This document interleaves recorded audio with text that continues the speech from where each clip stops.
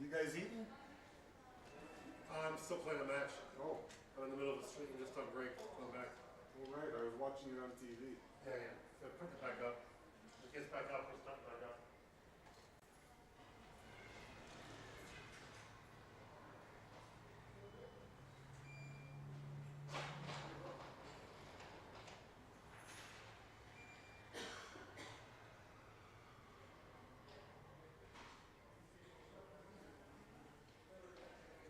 Yeah, it is not on tournament, but I can use that.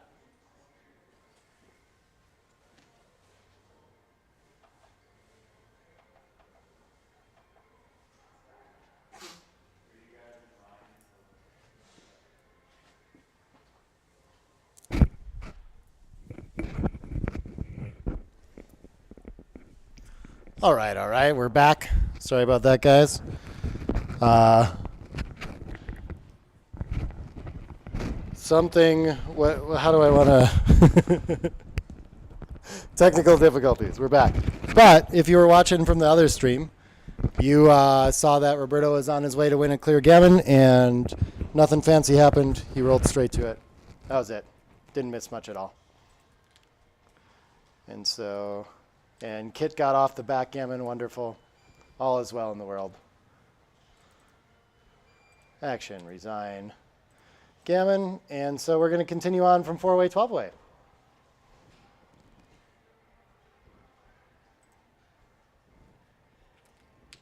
And Kit's going to win the opening roll, so he's going to really need to be aggressive with the cube at this score. Any sort of advantage should do. Can't afford to not win a gammon. 6-5, the usual play is to hit twice. I don't know at this score if it would be different, but yeah, still the play. Gammon's still worth something for Roberto. Okay, threes is going to kill that blitzing idea with an anchor and probably make the 5 since indirects are going to leave a shot on board anyway. So that's usually a time to take the best point instead of unstacking and worrying about indirects. It's when there's blots around and you're going to get returns anyway. 4-2 could cover the ace, could make the 4-point, could cover this 7. Lots of options. So it's kind of nice to invite our opponent off the anchor. But yeah, the simple play is best. Just make the 7. And we have a small racing lead, so we can hope to just land on that.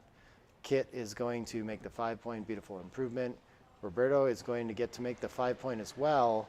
And then is it worth making the 23? We kind of voluntarily prime ourselves. We'd rather be split, not in too much risk of being attacked. This is a tricky one. Maybe I would do this and just play 8-7 with it and stay split and try to stay mobile. Not too far behind to make the 23 instead. Nice play by Roberto. And Kit just shy of a cube with 56.5% and 78.5% gammons. So wise to roll on, but it's getting close, and I saw him pause and think about it for sure.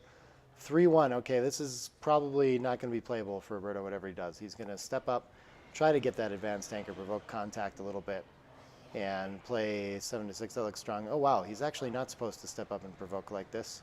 Not too far off, but the cube is much clearer if he just makes the 23 and plays down. He has a much easier game to play there. Huge double and still a fairly clear take for Roberto here. We'll see if he can find that at the score, though. 62% wins and 25% gammons. Yep, he will snatch it up. If we can see that this is probably not a double for money, then maybe we can find this, and he does have very good structure here. So a lot of wins for him with the 4' in front of the 22-point for Kit. 6-2, doesn't want to give anything else up, so he's ready to just run off the back with the racing lead. Yeah, I think that's good. Does find the best of it. The butterfly anchor, in effect. 4-1 probably just wants to cover the ace and create an asset where we used to have a liability. Get ready to pounce on that lone back checker if it can't escape. 4-1, sure, we can attack off the edge and clean up 14-13. Pretty nice there. Threaten a lot of gammons when we do that too. Oh, lifting 4-3 is a little bit better. Okay. I wouldn't have thought that, but I guess getting hit with tempo while and putting our opponent on the edge of the prime is pretty bad. So stepping up is kind of weaker than both, but not too bad. Just leaves a few too many shots around. Gets a fan. He's going to have an easier time home when that works. 3-4. We can, yeah, we're probably going to cover from the back and 3 around, I guess. Yeah, I don't see much stronger than that. 8-5, not unreasonable either. Takes away the ace-6 shot.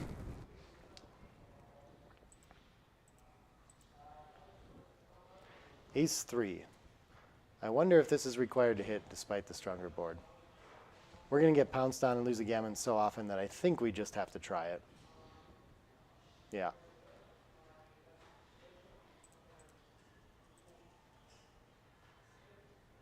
And he does go for it. Well played, Roberto. What does Kit come up with? 4-5 is going to hit twice and go for the closeout now. Not the response Roberto was looking for. It could close the 6 prime with 13-8, but I think we give... Yeah, I mean, our opponent making the 23 point is going to be worth a lot, and if we get hit on the deuce, we're not in too much trouble yet at all. So, I like that play. Huge find for Roberto to be able to make the 24 point. 6-5 is going to want to cover the deuce somehow. I guess, what do we want to do with this? We could just make the 6 prime by playing 2 off the midpoint. Maybe that's better somehow, but I would think we want to make the deuce. And then, I don't know, I don't have a strong preference about whether we make it from the 8 to 7, what we do with the other. 13 to 2 is XG's preferred play, yeah. That looks good. 5-1, okay, this can hide the blot behind, I think we really need to do here, and not have another one involved. Otherwise, 13 to 8 is looking okay too, if we want to stay pure and try to win. Probably wins the most games to do that, but gives up too many gammons in response. 5 out, cover the 7 seems simple. Just get the back checker mobilized, but actually we can stay back and keep more contact there too. Threaten to pick up more checkers if Roberto finds an awkward roll. But the 4 is covering for sure, so he has an option with the 5. Should be relatively close.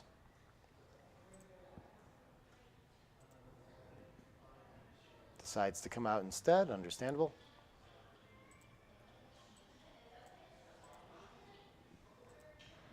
And 2-1, so 2-1 has a little more comfortable time now that there's not contact, right? It can just kind of break the 8 like he did, focus on building. So that was the value in the last roll of keeping it, 5-3. So if he sees that, I mean, the contact play is 18 to 5 again, but probably he's just gonna try to come around with both. We'll see. No, he sees it now. Feels like he gave up a little bit.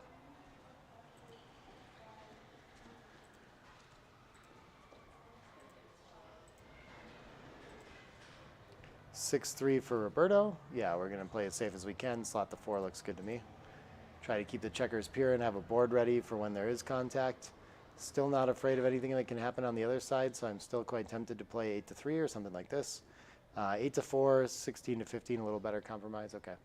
But just coming around 2 can't be too bad. It's going to have the easiest ride home. 6 is forced to bury 2 checkers to the ace. That's unfortunate.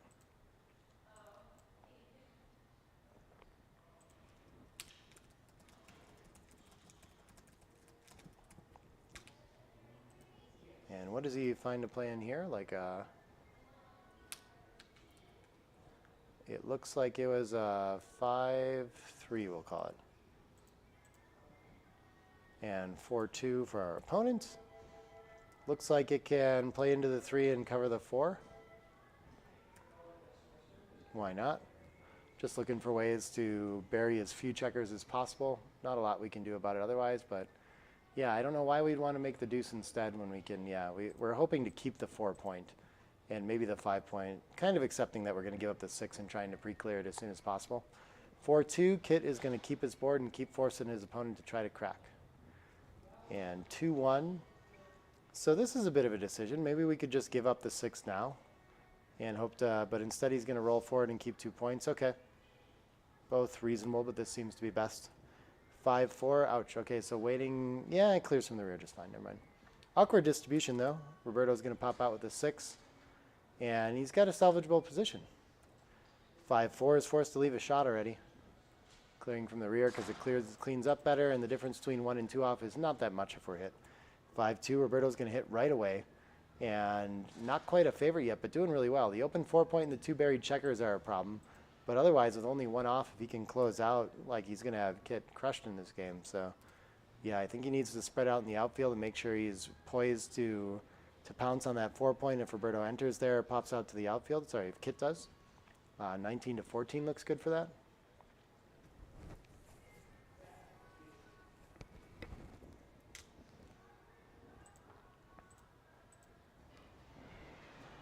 Three, 6 can't enter.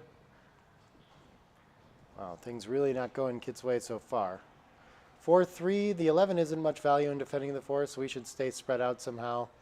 We could park on the 10. We'd be hit by the 4-6, but we're in very good coverage position. So I think 15, 12, 14, 10 is the best containment play. I don't know if we need to find... Yeah, making the 11 just seems too stiff, so I think I'm doing that. But yeah, okay, that actually is a preferred play, is to just make the 11 and make sure we don't lose a gammon on some fly shot. Score base somehow. It seems like 15 to 8. Oh, only on the double fours is the... Yeah, I like that. The gives up the fewest shots, you know, but still maintains some contact there. Just looks like it doesn't get a double shot very often.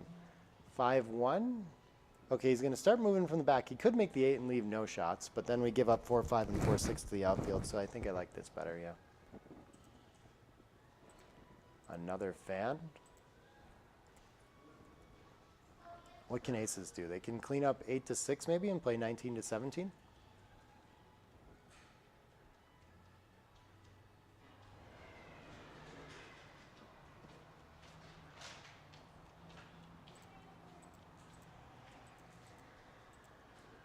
No shots, good outfield coverage. Another fan from Kit. Things really not going his way in this match.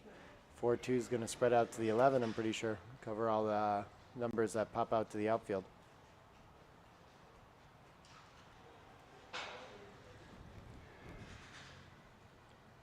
And 3-5 fans again. And yeah, when is Roberto going to have a cube here? His opponent has to pass the two-way, 12-way, but they only get 8 points on the recube. So it only goes to 50% match winning chances. So the upside of sending an early cube here is not that great. Roberto right now after this play is going to be 79.4% to win. So he was 81% before the roll, and that's still massively under what he needs to be able to cube here. Okay, Kit finally on the board. Roberto really needing to attack, and I think he's going to try with this roll. Yeah, if he plays 13 to 6, it's almost a 50-50 game. And here, even if he's hit, he can still win. But mostly when he misses, you know, which is 2/3 of the time, he's just going to win this game. So often in these end games, this, you know, can I be a 2-1 favorite or do I have to play a 50-50 race? We just hit loose and go for it. I think he'll find this and knows this idea.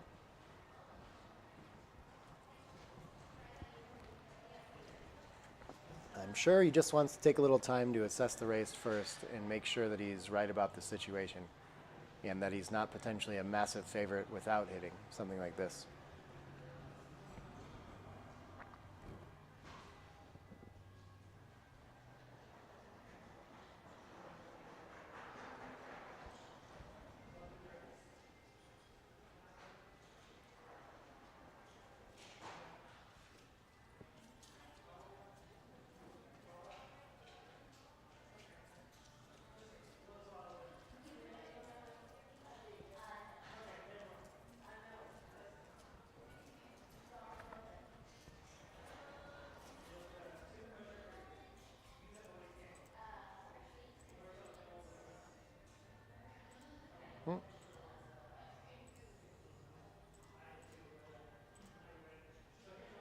And he does go for the hit. The 5-4 is going to hit back. All right, Kit with a little bit of luck here now. See if he can avoid being hit on the ace. The 6-5 is going to enter. And I think it needs to stay back and clean up 7 to deuce to try to keep contact. But Kit a big favorite now. Not a lot of gammons though, so Roberto still managed to at least save that. 6-2 forced to come around into shot range, and let's see if Roberto can hit it. 5-4 cannot. And so, yeah, Kit very likely to just win 2 points in this game now.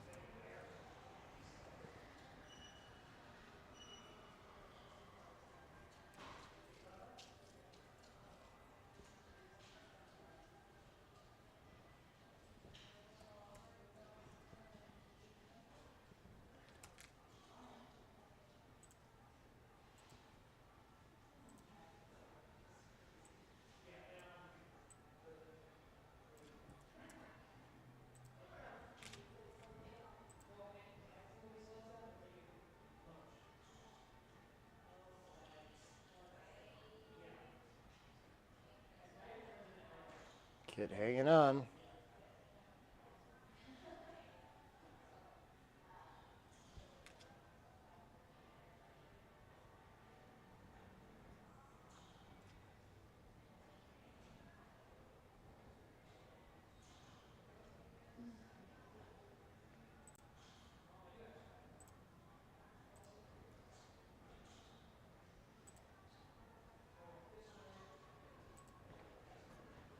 4-way, 10-away. Whoa, did he take an extra point there? I think he did. You should just comment on that. Yeah, hold on a second.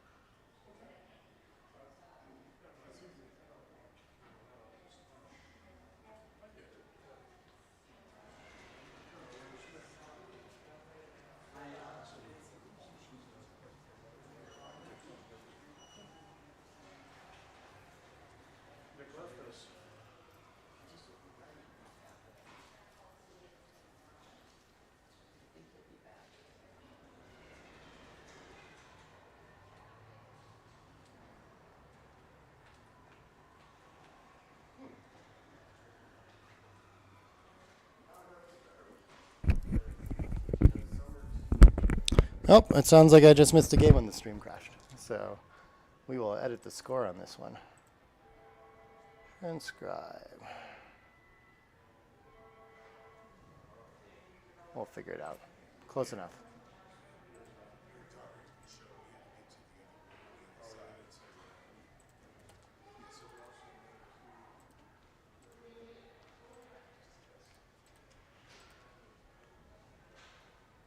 All right, so 3-4 to open for Kit. Double sixes for Roberto. Great response. 4-away, 9-away is where we're playing from.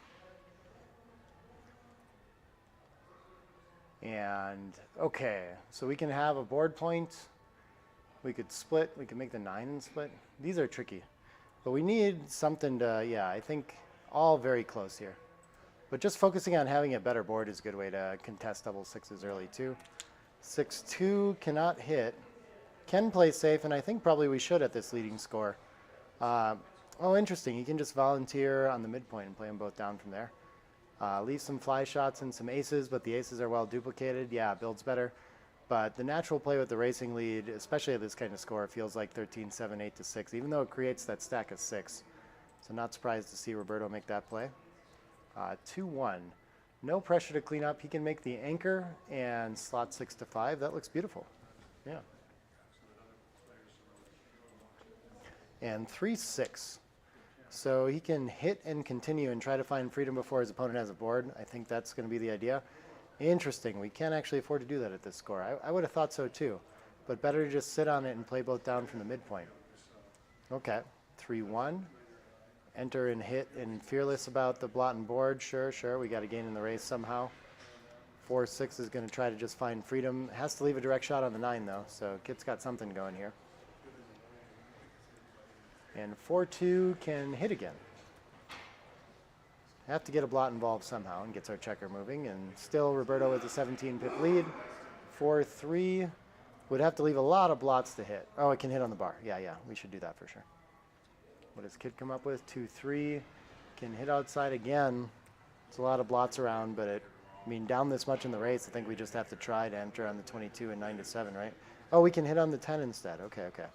Either way, we're hitting.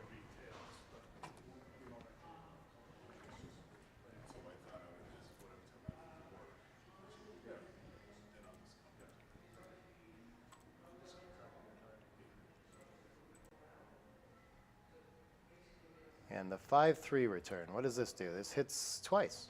Okay.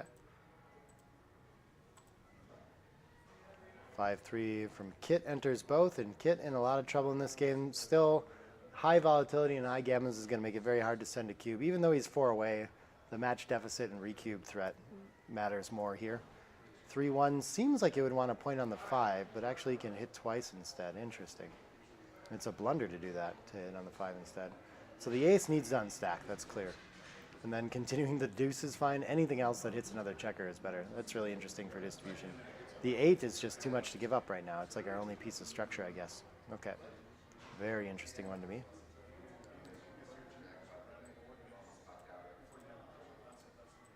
Someone in chat said they had a seizure. You're welcome for the commentary, Eric. Yeah, Roberto's going to make the 5-point. Very understandable mistake to me. This is a tough one. 5, 4. 4 is going to enter. 5 can't hit anywhere finally. Oh, it can. It can. It can hit on the 17. For sure he's going to do that. So a little bit for everybody. 5, 6. Going to enter and hit. Simple stuff. Oh, hey, Jason in the chat too. Welcome. Dimitri, what's happening? We're playing some backgammon. 2-1 is going to enter. Ooh, timing now I'm less sure that we want to hit. Yeah, we actually should come in and make the 3-4 backgame instead of this hit here. Feels like a fairly natural play. 2-5. Roberto trying to figure out if he wants to attack on that 21 point or just come out for mobility. Playing it's, yeah, that's tough. I guess unstacking is XG's preferred play by quite a bit. He still has the better board there and very little to risk.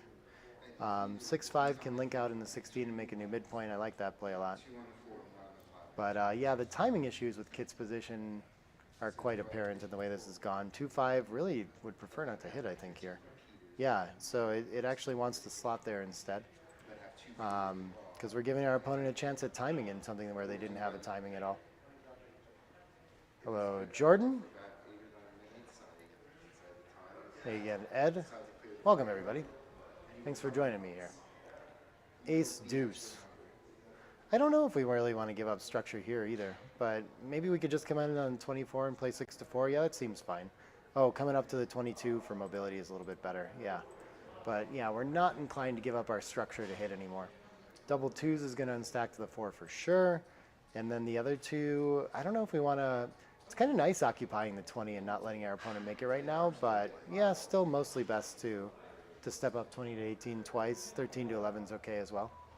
Hello, Alex. Welcome. Yeah. The logic of this play, again, I think is just to keep our opponent from being able to slot and make the 5 points so easily. So we kind of like that contact. But of course, just having freedom and escaping is an idea too, and that's why 20 to 18 is okay. Kit finds some mobility with that 24-point checker. Very nice roll for him. 6-1 probably just wants to link up to the 11 and keep it simple. Or we could keep a blot outside instead, but playing from there seems fine. Double 4s for Kit. I think he still has room for this. Maybe making the 4 points pretty good here, which he could do from the 16. I don't think he's too worried about being primed back there either. So I think maybe I would play that and then play either 17 to 13 or 16 to 12. I don't have a strong preference. I guess there's a little bit of deuce duplication after 17 to 13.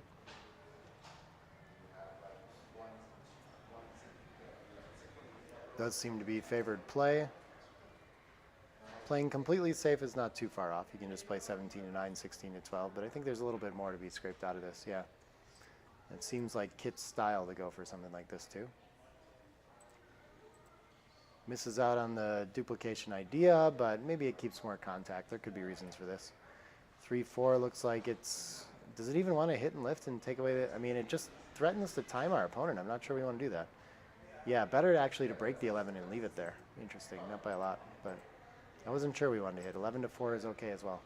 3-5 gets to pop back out with a little bit better timing this time. And 4-2. I'm really not worried about volunteering here. The anchor can't last too long. Man, there's a lot of options here. Just, oh, he's going to play behind to the ace.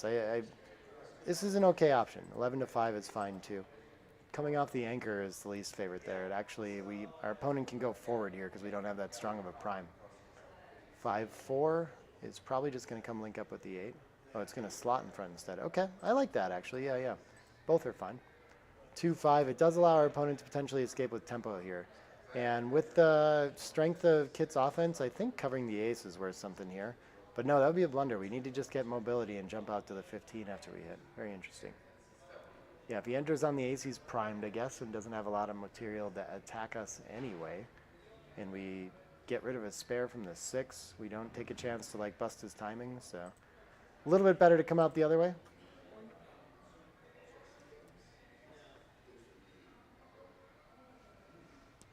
And double aces this time after a fan. Now I think we're okay to overtime. It would be behind the prime. It's my instinct there, would be to hit, like it's not really fixing anything anymore. I think we've crossed that threshold and it's buying us time in case he enters on the ace and hits something like that. Hello, Eric and Justin. Yeah, I don't mind playing back games. What's wrong with that? 3-4 is going to enter high. Okay. Hello, Jack. 3-1. I still feel like I want to cover the ace, but yeah, XG doesn't really care about that and just wants to make the 9 because it's interaction. Oh, there's some bad 6s from the roof if we create that. Okay, so misses out on that small tactical opportunity. Ace 5 is going to fan again. 4s looks like it has to bury to the ace with one of them. I think it's kind of forced. Everything else comes in. All right, first problem. 3-6 is going to fix all the timing too. Oh yeah, and Roberto still has to come around with that back checker before he cracks. 3s can't, okay, so that's going to bury another to the ace, but it does clear the 7. And so Roberto actually a sizable underdog in this game. It is not too far off a cube, even though Roberto wins twice as many gammons in this position, in a 60-40 position.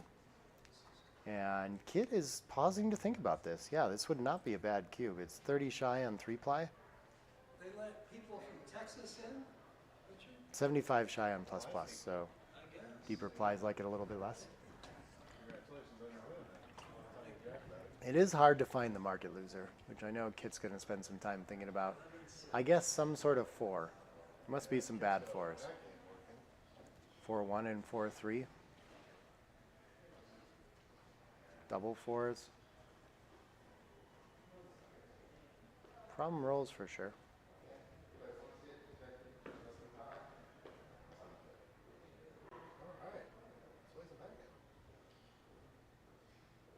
Oh, he does double it, okay. And 5-3. See, yeah, I'm not sure how to follow up on this now. I don't think we can hit loose against this. Yeah, so I guess just flooding the outfield is about the only option we have. Nice find from Kit. And what does he find here? 6-1. So does he want to fix his distribution at the cost of leaving a couple extra shots? It does feel worth it because of that 4s problem. Just in case, yeah. So I like the 6-5. 2-1 was going to hit anyway. We'll see Roberto with the 5-6 from the bar to escape with ease, or 5-5 is good too.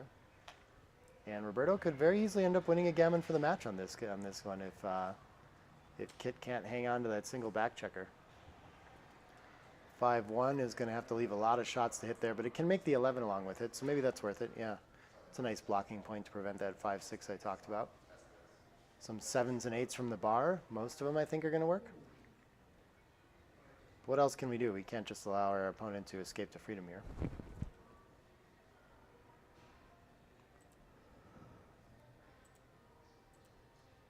I think even a 6-1 I would still do that, but I'm not sure.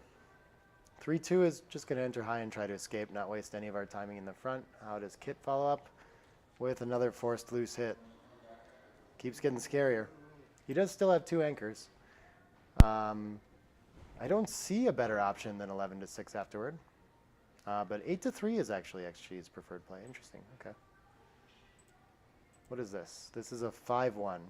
So there goes our spare on the 6, but we'll take it. Buys us a tempo to try to escape. We're going to win a lot of gammons when this works. All the way up to 41% right now. So this could be the match on this game. 3-2 gets a chance to hit back. I don't know which distribution is better, but I guess coming in high to make sure we have more mobility is a little bit better. 7-5 after. Probably leaves less shots too. Yeah.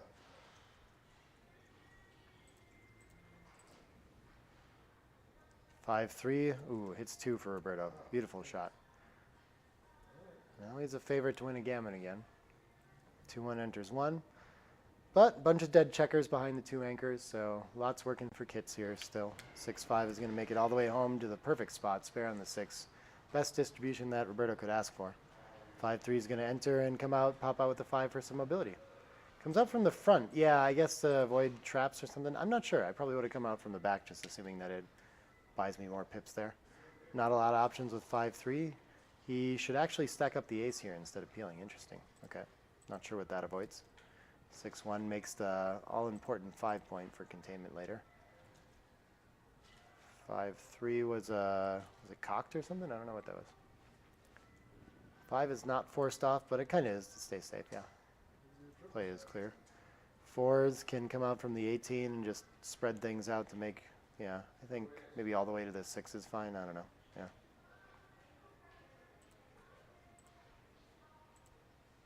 Sure, this focuses on building the 8 and the 7. Also looks nice. 3-1 still cannot clear a point, so it's going to take a checker off the 4.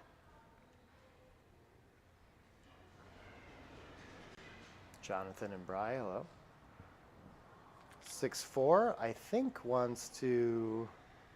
23 to 17 feels very important. The 4 isn't as good. It would be nice to slot the bar, but I think more important to just make the midpoint, I would think. Oh, we can slot the 3. Interesting. You don't have to focus on that at all. I guess the backgammon doesn't matter too much. Yeah, okay. So in that case, we can just play to try to save gammons and such. 6s clears very nicely for Roberto. Okay. A lot of problems solved there, and he's going to need to... Kit needing Roberto to send, like, leave a shot on the next time, pretty much. I don't think any amoebas really help us here by playing 22 to 20. So yeah, I think we just play 9 to 7. Oh, we can make the 8.2. Sure, okay. Whatever distribution should be fine.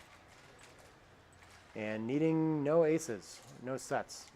Ooh, double aces is an interesting one. He doesn't need it back there. 5-6 can slot the 3 and run one from the back, or 2. He wants to create a deuce. Yeah, okay, I think this is right, yeah. So we create the 6-2, 5-2, 4-2. Oh, but the double 2s are going to punish it. They still get a shot.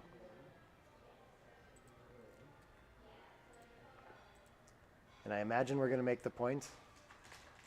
Or we could leave a double shot instead. I don't know if I see a lot of value in that. And Kit needs an ace for his tournament life, and he gets it. Okay. Can save a lot of gammons this way. Stay back there. Maybe slotting the front is fine here to activate that checker, but containing the outfield's okay too. 2-4. Hasn't saved the gammon yet, but poised to do well. I think making the 14 blocks double 6s. It doesn't get double shots on like the 6-5 and things like that as often, but yeah, probably worth it here. 5-4 can't move. And Roberto has the room for an ace too, so he won't have to split his deuce. 6-1 makes the blocking point on the back. Beautiful shot. Roberto needs an ace to step up. Even if he doesn't, though, he can still win after being closed out. 6s. I don't think we want to roll forward 8-2 because we just bust up our structure. So we need to some way to focus on checkers to close the 9. I would have thought, oh, he wants to focus on pouncing when his opponent steps up to the edge with a 1. But yeah, he does not cover the 1-6 there. Okay. 3-2, now in big gammon risk again. Slots the edge. Not a favorite to lose the gammon, but yeah. 6-1 has to come all the way into direct range. I don't think we can rather not play the ace. 2-1 misses. Can complete the 6 prime though. And big numbers for Roberto are going to be right back to winning the match. 3-1 is going to step into a double shot instead.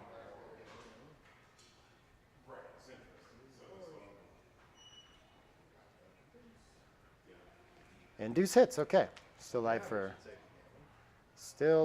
Kit.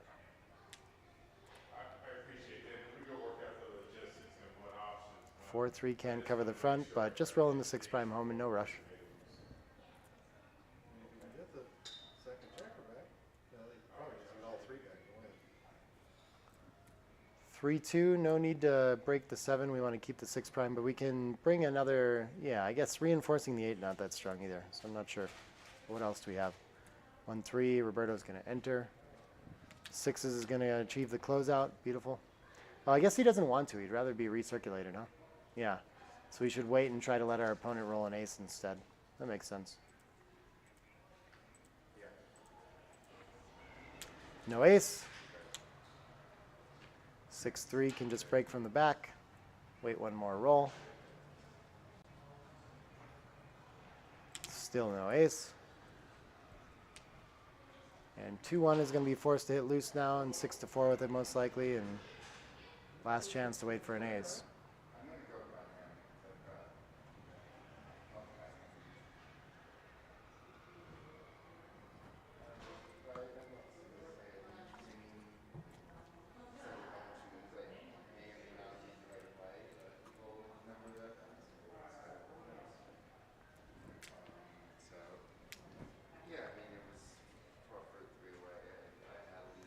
I'm gonna look at this and try to let him roll an ace instead. I think a little too deep in too many ways to just lose this game afterwards. Or lose a gammon. Problem rolls from here. We're getting a little bit too deep. 6-5 is one of them.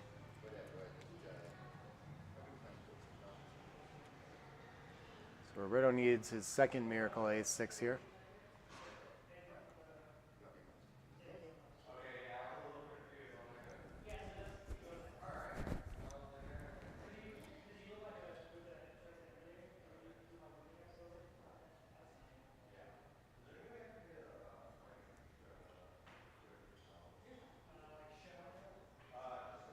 Is he really thinking about a cube here? I think it's quite costly to have the 8 come back.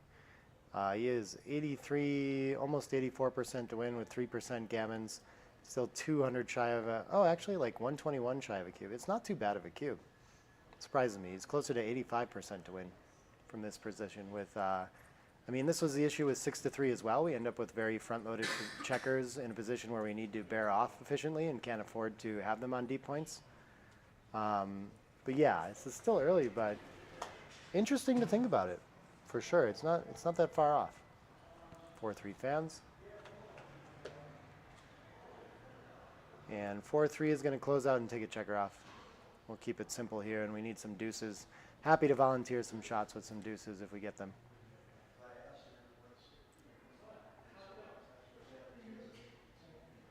And Roberto actually wants to think about the cube again, huh? This must have gotten worse, yeah. Double threes? I don't think we're going to take 3 checkers off. I think it's better to have the 5-point board. Still under 20% for Kit. It hasn't gotten better for Roberto, though. 2 checkers off is something for him. 81% now. No entry. I guess if he enters with a 6, he can lose his market. Would be nice. 6-1.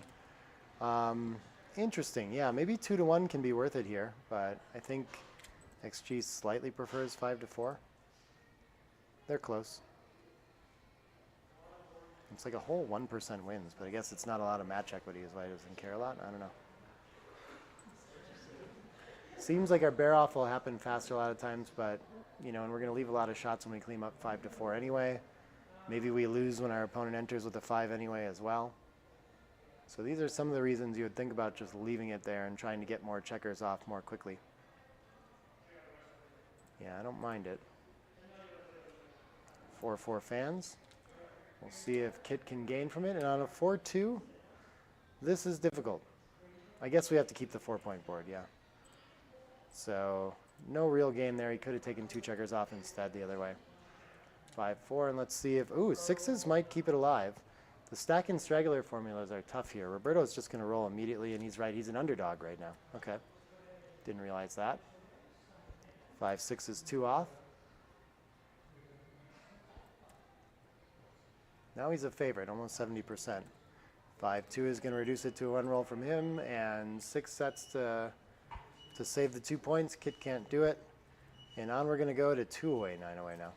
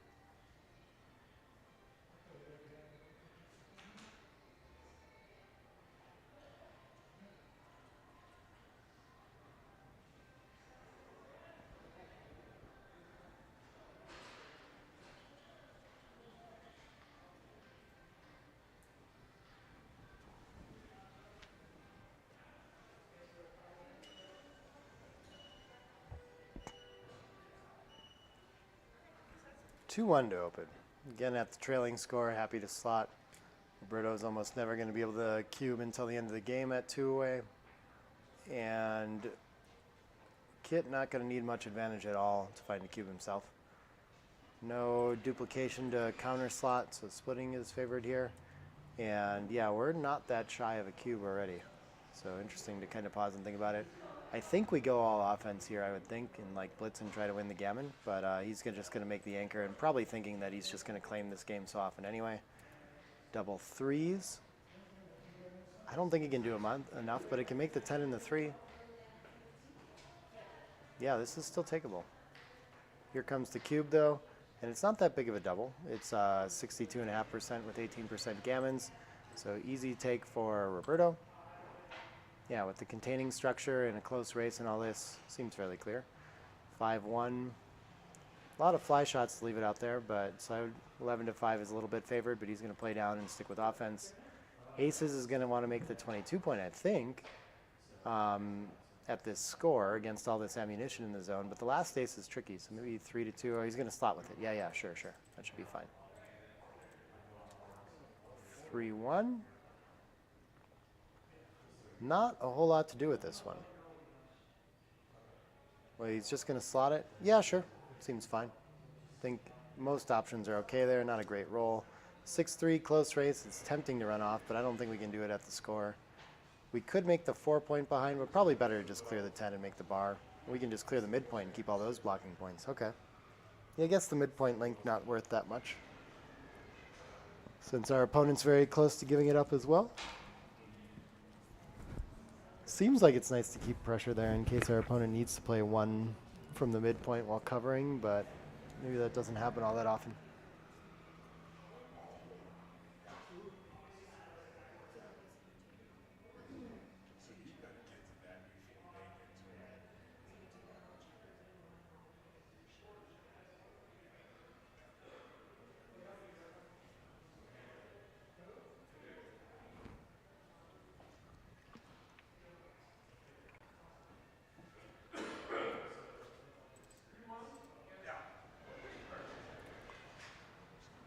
Guess we're just covering from the 11.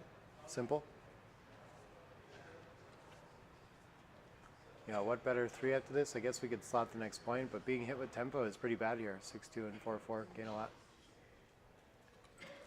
He's going to stay back there and try to contain on something. Seems like a close option. Simple distribution, 10-7 looks nice here. Yeah, Kit gets a few more rolls, maybe make the bar point too. This can clean up to the 8 and cover now. Interesting. Better to play to the 4 for distribution though. But yeah, that looks nice to me. 6-5. I don't think enough. Yeah, can't afford to run off the butterfly here. Just gonna make a point behind. Too strong a board, too much attacking threat. Has to leave a direct. All these things. 6-3, yeah, I think we're keeping it simple and sticking on the anchor, and it's going to be Roberto with the timing issues earlier with the deeper anchor here. 2-1, can't do a whole lot about it. Could clear a point, otherwise if it plays behind, it's got to break at least 1 point. Maybe we could make the ace or something silly like this, but 6-4, 2 to ace looks okay. Clearing the 7 a little bit stronger though. Yeah, or clearing the 8, sorry. 6-2 is just going to bring the spare in as well.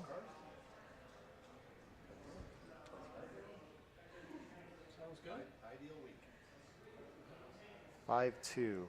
Looks like he wants to slot 2 points. Could make the ace too. Both pretty close. This keeps the spare on the 6. Keeps a little more flexible for longer.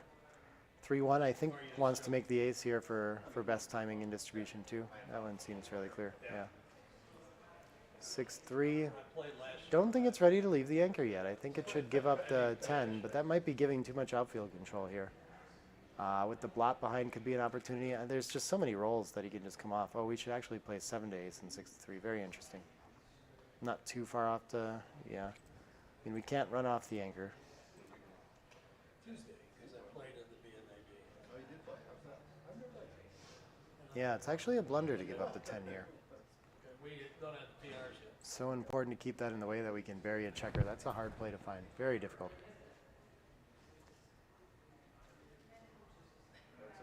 I would not be surprised if Roberto doesn't even look at that option of burying. Since there's still contact, it feels like it's going to get into some sort of shot hitting contest.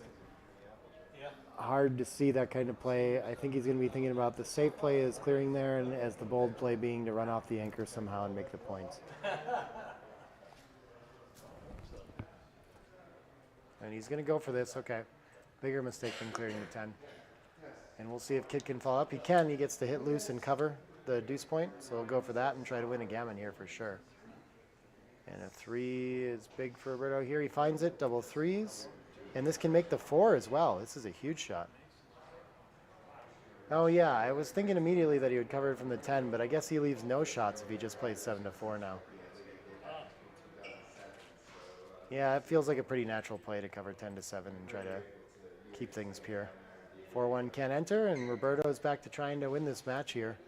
I think we're just going to stack it up on the 7, even though it's a point that we want to clear.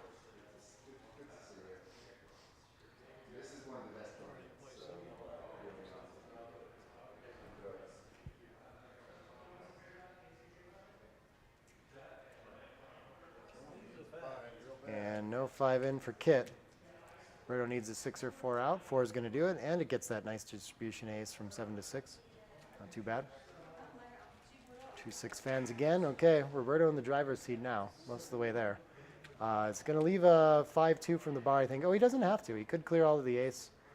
Is that even worth it? So he can just play 18-12 and 7-ace 3 times. That's going to leave a double 6s shot of his own. I don't know. Yeah, that is better. They're almost exactly tied. Interesting. Okay. So 5-4. Does it want to come hassle in the outfield? So if he rolls some sort of 3 that can't get home, I guess we'd rather have the shot that way. So I would think not. Yeah, so I think I like this 8-4.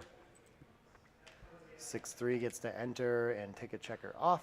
Beautiful shot for Roberto. And Kit gonna need a pretty unlikely shot to win this one. Can actually come out with 2 here if he wants, but around the bend is fine. 6-4. I think, well, there's the double jeopardy idea of playing 6-2 to make sure that we get to clear next time, but we could just take a checker off too. I think when we have this many buried to the ace that we just prioritize trying to clear the 6, but it's pretty close. Another checker off is another checker off, but there's not that big of a difference between 2 and 3. When we leave the shot, we're probably not going to be in a range where there is a big difference anyway.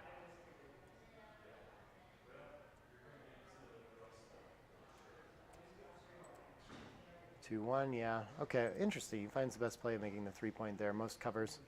6-2 is going to clear safely, and Kit is going to resign that match, and Roberto will be advancing. And we'll be back with round 2 of the Super Jackpot after a short break here. So thanks for tuning in. We'll be back with more soon. Hi, everybody. Yeah.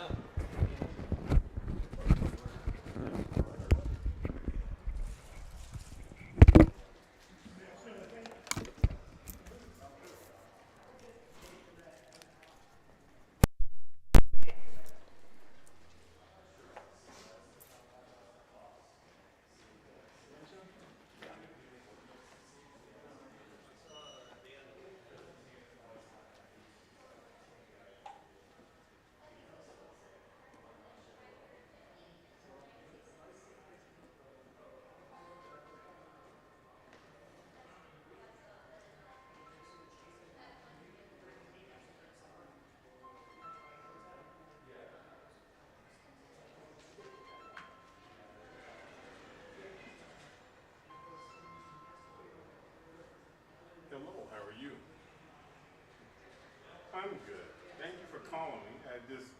At one point, I think I lost your number, then I messed numbers up, so I was like, Josh, help me out. So, did he tell you the one date I was hoping I would be able to get from you guys?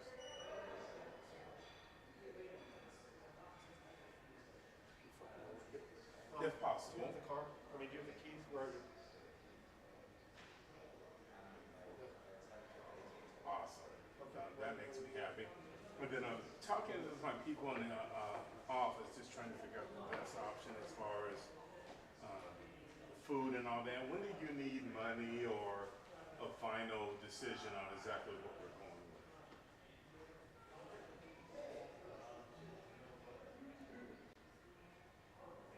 Oh, perfect. Okay.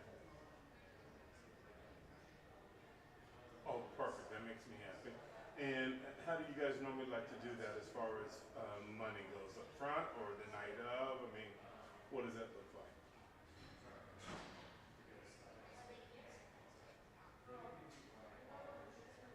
Okay. Okay. All right. Okay. What do you think the best option is as far as drinks? Just, I mean, like I was going to provide all of the food and everything, but what is standard usually for you guys when you host events like this?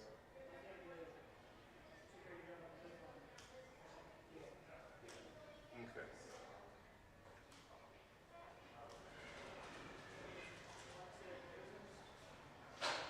Okay.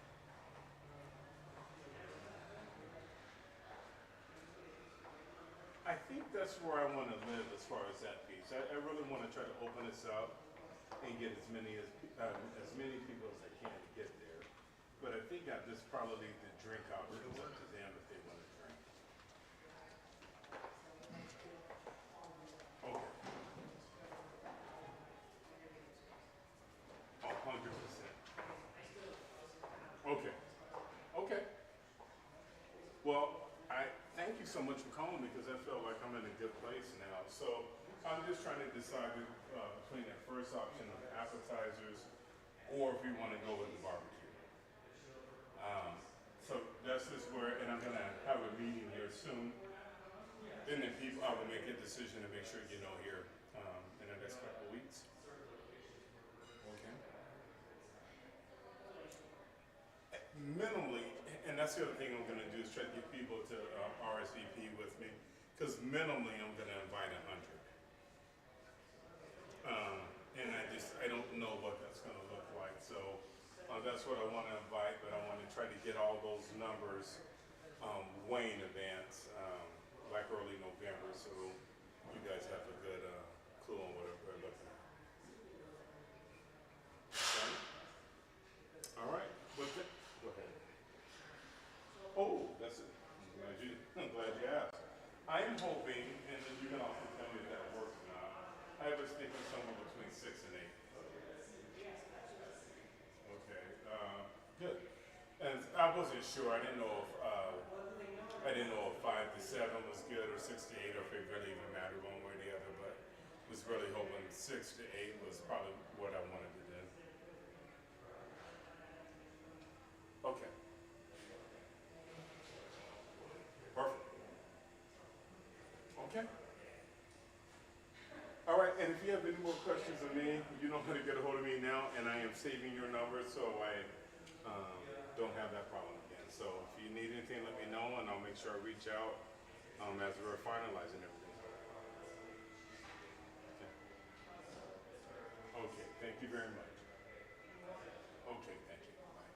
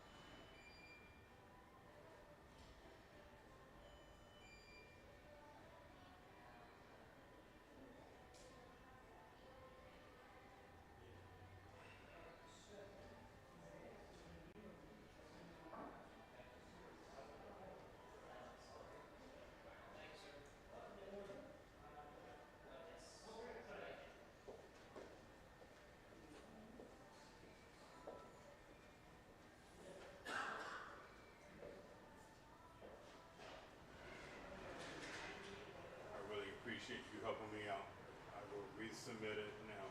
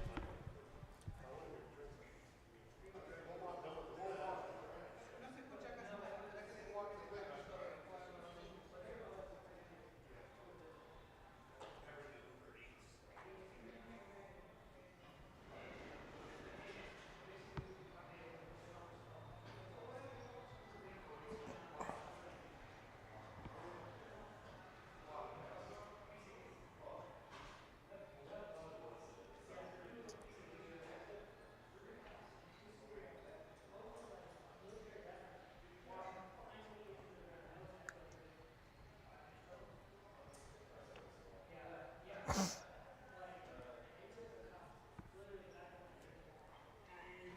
welcome. My name's Madison, and many of you know me, but I wanted to introduce myself. So Ash and I are hosting this Indigo Dreams workshop, which is a carefully, intentionally curated 4-hour experience where you'll be able to tap into your inner child and creative play. And it's so much more than just dyeing your clothes with natural dye. It is a manifestation process. It is a process of death and rebirth, letting go of something that is and changing into something new. Alchemy. We're also going to be working with song. My song circle tuning is my inner child. Many of you know that Ash is the most incredible sound tuner, and so she is going to be guiding us through an experience to help us tune into that creativity and channel our intentions into our creations. Indigo is an extraordinary plant that is 6,000 years old. So if you think back to other lives, to ancient civilizations, this way of living has existed for 6,000 years. Now many of you are aware, but right now synthetic dyes and the fashion industry make up 1/3 of the world's pollution. So you can imagine all of these synthetic dyes that are created with chemicals are polluting our rivers, our waters, our lakes. Every time you wash your clothes, the dye comes off and it's created a synthetic dye that's going back into our earth that doesn't necessarily know how to process it. And so when we tune into these other ways of creating using organic materials that are totally compostable back into the earth, it can be alkalized back into the earth so the earth can absorb that and process her and recycle them. And so this is an ancient art, but also a way that our world is living back to. So learning how to dye your own clothes is not only beneficial for the planet, the earth, for your well-being, right? Because you don't necessarily want those synthetic dyes and those chemicals on your body, but it also allows you to be a part of a movement and a world that is creating a healthier way of being. Not only through creation, but by allowing your inner child, your creative muse, your creative archetype to come through, your inner artist to come through. And that has so many benefits beyond just physical form. And so we invite you into this workshop to come and play for this 4-hour container. You know, it's so rare that we get 4 hours to spend with each other on the 1022 portal at the Wilmar Center. So I hope that you'll make it. You're definitely going to be leaving with the most incredible creations. Cacao and fruit to all snacks. And you'll get to leave in some very special new additions to your wardrobe. So more to come, and just sending you so much love. Ash and I are so excited to flow with you in this workshop.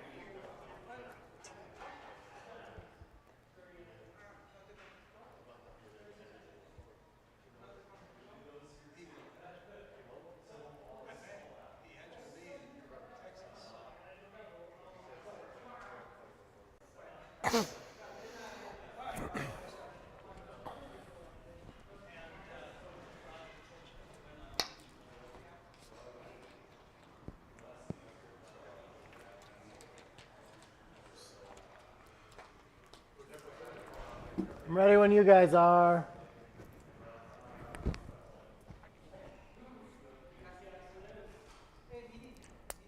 All right. I hope y'all can hear me. I just saw John and Roberto walking into the room for round 2 of the Wild Horses Super Jackpot. $1,000 entry, $500 side pool. I don't know if they're both all in and like in it all the way like that. But, you know, these tend to be like smaller field and pretty high payout kind of events, so a lot of fun to play if you can get into them. Roberto knocked off Kit Woolsey in the first round. I did not get to see in the brackets who John was playing. I think, I saw him playing in the background, I think. Oh, I should know. There's Roberto's hand way up there. That's cool. Oh, I can't believe I'm blanking on this because I walked by and they were both playing. I feel like I should remember who it was. I saw Dana and Ray playing, and it looks like Dana 1 is playing Kimon on the other side of the bracket, so I'm not sure how Kimon got to his spot. Oh well, I can't remember. That's how it goes sometimes.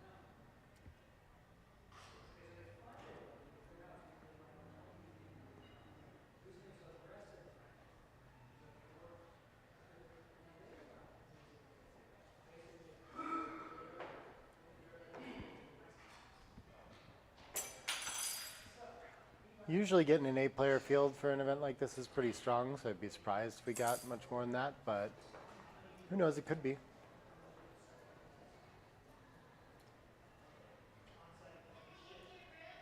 Maybe the brackets are online and someone can look it up for me and tell me who all played in the first round. I should probably be able to find that out, but I don't know yet.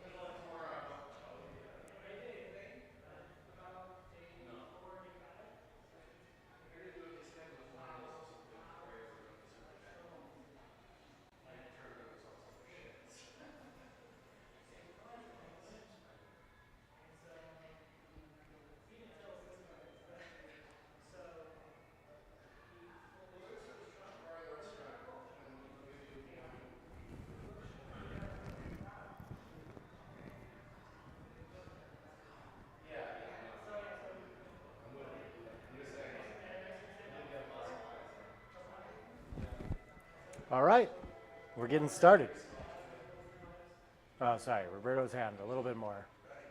Decided to click play on his camera, I guess, to make sure that they don't lose the video or anything. Hopefully we got no more hiccups in the stream. Power cord got unplugged somehow. 5-4 likes to split in the opening. Eventually we'll get the XG feed too. I am still transcribing and getting answers in case we need them. After we hit from the 8 point, we often like to reinforce the attack with a checker down from the midpoint. So I like John's play there. 4-3 is probably better to take the checker off the 20 point than off the bar. So I think I like how he's entered here. He's entering with the 3 either way, yeah. And 5-2 can try to hit back again though. And a battle for 5 points to start off this game. 3-2 gets to send another checker back for John. So John with 4 back to Roberto's 2 back. Double 2s cannot attack, but it can make the 4 point. Maybe it's more important to make the anchor when we're this far down, but I don't think so. Unstacking seems pretty strong. We could slot both high points too. No, it is better to make the anchor according to XG, but they're very close. So 23 to 21 with it, fine option as well. Lots of competing ideas. 6-3. So I guess part of this is like Roberto doesn't really want to attack so much. He can just escape the safety, so I think he'll just do that with a massive racing lead here. 36 pips right now. 6-5 cannot make an advanced anchor. It could make an outfield point in the 15. Can't attack either, so I don't see much stronger than that. I think just another, even though we really want to make an advanced anchor, I think it's okay here to take the outfield point instead. Another option would be 24 to 13 and keep our 2 anchors slotted. But yeah, stronger to just make the 15 point. Any point is worth something. It's going to help contain 10 away from that back checker and give it a little harder time getting to safety and give our opponent a little harder time unstacking the midpoint too. We have the better board already, so we're a little bit protected from attacks and not like desperately needing an anchor. So we've got time to split later too.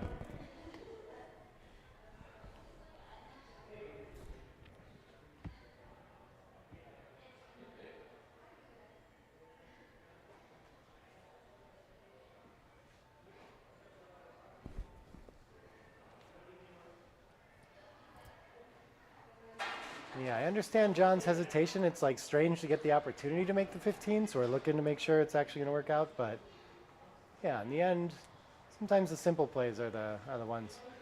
4-3, I guess it could split, but yeah, probably attacking a little bit stronger here. I think why not? Another checker back is not going to hurt us so much. It is unfortunate to give up the 8 point, but I think with the better board, it's worth it here. And Roberto's going to get to hit again, and probably, well, interesting, 13 to 11 is the thing. I would have thought just try to get home, but we do give 6s from the bar when we do that. We don't get returns. We really need to unstack that midpoint. Good ace duplication too. Okay, yeah, I can see some reasons to play 13 to 11. Oh yeah, John played Jack Edelson. I do remember seeing that now. 4-1 looks like instead of entering on the 24, I think entering on the 21 is going to be better. And then I think it's going to want to hit loose on the 5. I don't think we want to break a piece of structure just to get an extra 9 pips. 9 pips isn't really saving us in this game yet.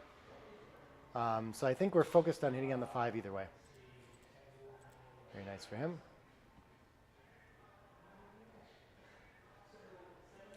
Hey there, Bill. 2-1. I think Roberto can just make the 11 point here. I don't think I mean, the tempo might buy him time from letting John make the rack, but I don't know if that's as urgent. I guess he does have a better board, so maybe, yeah, maybe I would hit 6-4 the more I think about it. I forgot that he does have the better board, but yeah, he gets tricked into making the 11 instead. Yeah, it's hard to, like, get used to that, having the board strength thing having changed. Like, Roberto just kind of had everything there, and so could play a little bit better. bigger. John makes the rack with the tempo that he gained and gets the split as well. The 6-2, let's see, we have the run past idea, we have the reinforce the 5 idea. I don't think we want to hit loose anymore now. Now we are outboarded. So maybe the simplest is just to run past and not risk stripping our midpoint. But playing to the 5, yeah, they're all very close. They're all very close. Okay. 5-3. We can anchor up and make the 8. This looks like a very simple and constructive roll for John. Oh, we can make the bar point too. Yeah, maybe that's better contact, I guess. No, XG prefers staying back here with how far down we are in the race, but understand why he did that. It's going to make great contact with the 13. It was just so nice to freeze all those checkers on the 6 and the 5 that other way. So, oops, how did Roberto enter? Did he enter? Or did John enter?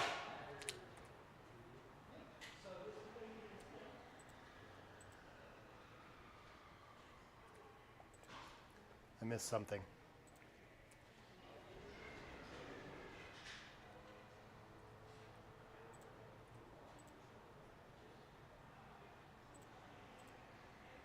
Trying to catch up here.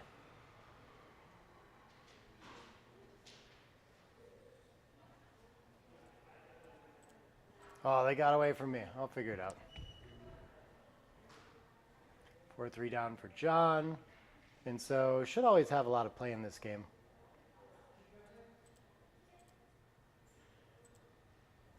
Ro's going to escape with a 6-5 at some point. And John's going to have to play a 4-3 down, but also a 6-2.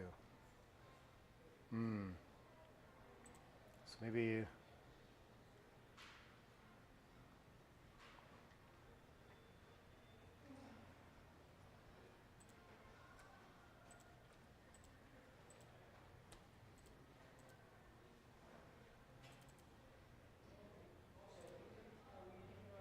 Oh, that's what happened. I messed up my transcription. I wonder if I can get it back.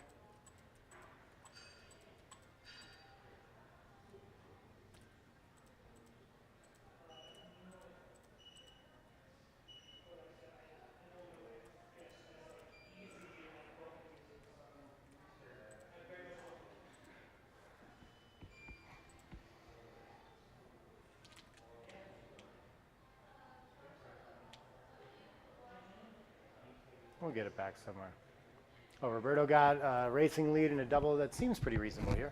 I've sent this one. 2-1 is going to cover, and the ace is going to break behind. Okay. A little bit extra contact here. I'm not completely certain on this cube. 5-2 clears naturally, though. Huge step in the right direction for Roberto. Should be a big favorite to win 2 points now.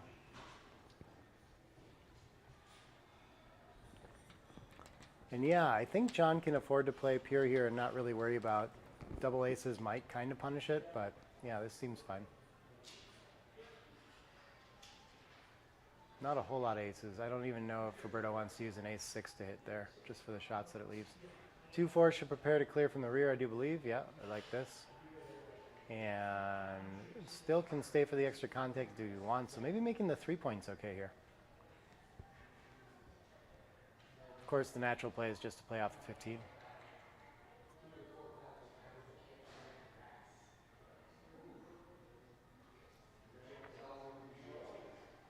Six 2 can't clear safely yet. So the 6 is coming in, and maybe we slot the 3 to keep another playable 6 to buy us time. Makes our double 6s a little weaker. 6-2 gets to roll the 6 prime forward, so John's ready for contact. 2-3 still can't clear safely. I think we want to play 8-3, but I guess we could start thinking about, like, if we're enough ahead in the race, we can think about things like 5-3 and 4-1 and just buying time.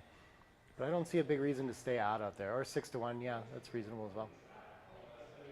Aces. Sure, I guess. Okay, going for distribution, not keeping the 6 prime, fine. 8-4 should be okay as well. 2-1. I still think we want to get rid of a spare on the 6 and just risk the 6-1 if we need to. 5-2 gets to slot the edge and probably 6-4 with it.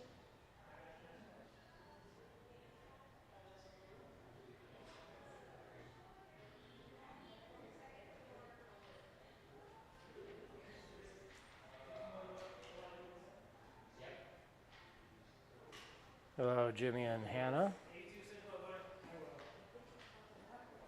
Beer and BG is adjacent, apparently. Hi, Maui.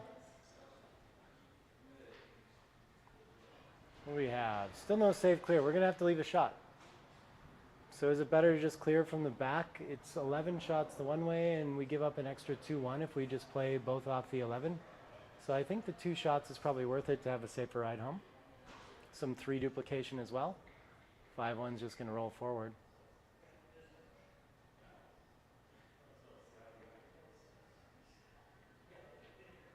5-4 gets to come in safely. It looks like it's going to be stuck going to the ace however we come up with this. I guess we could play in 6-2. Yeah, that's probably a little bit better for distribution. Sure. 5-1. John's still just buying time. I guess he could come off the 18 if he wanted at this point, but probably better to wait. He'll be happy to run with 1 if he has to. Roberto finally clears safely. And awful likely that we are moving on to 13 away, 15 away, 2-point lead for Roberto.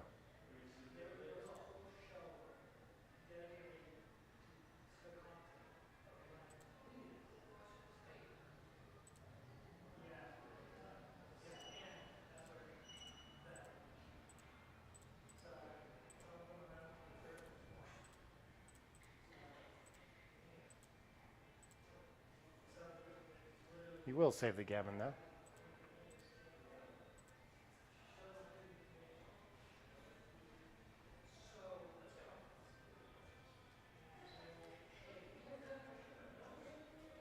Oh, everyone's talking about Texas. I think I'm going to be in Texas. I got to talk to Bill. I assume so. I've been a couple of years now. You never know. That's a fun tournament for sure.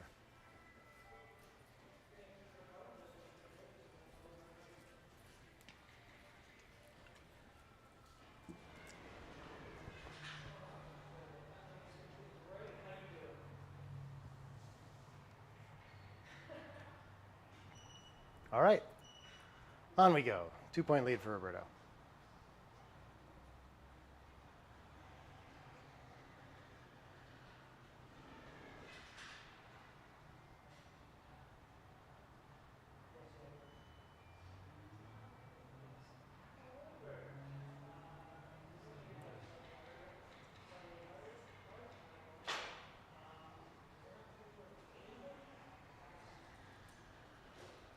Three 6 is going to split. 6-4 gets to hit, and since we didn't strip the 8, I think we should split with it.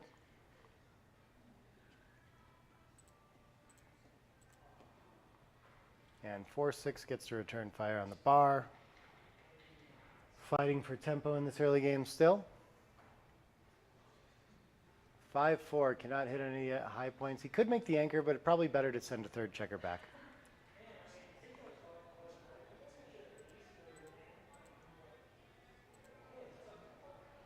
4-6, this misses everything, so what can we do other than, I guess we duplicate 3s when we play down to the bar, so I guess we can do that. 5-4 doesn't hit anything either. Awkward game. We're down, we're only ahead 3 pips after the roll, so I guess just linking up with the 15 must be the best by far. I didn't see it was an option. I was considering stacking up the 6, but makes some piece of structure, so that's going to win.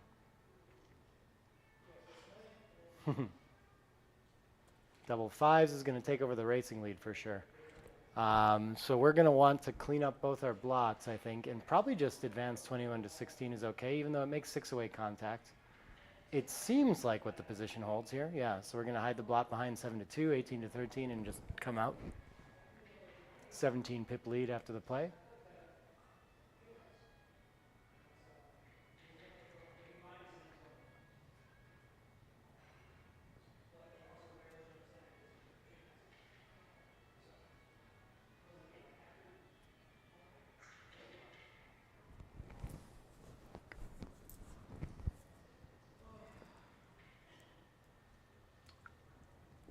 Well, John's figured out one of them so far.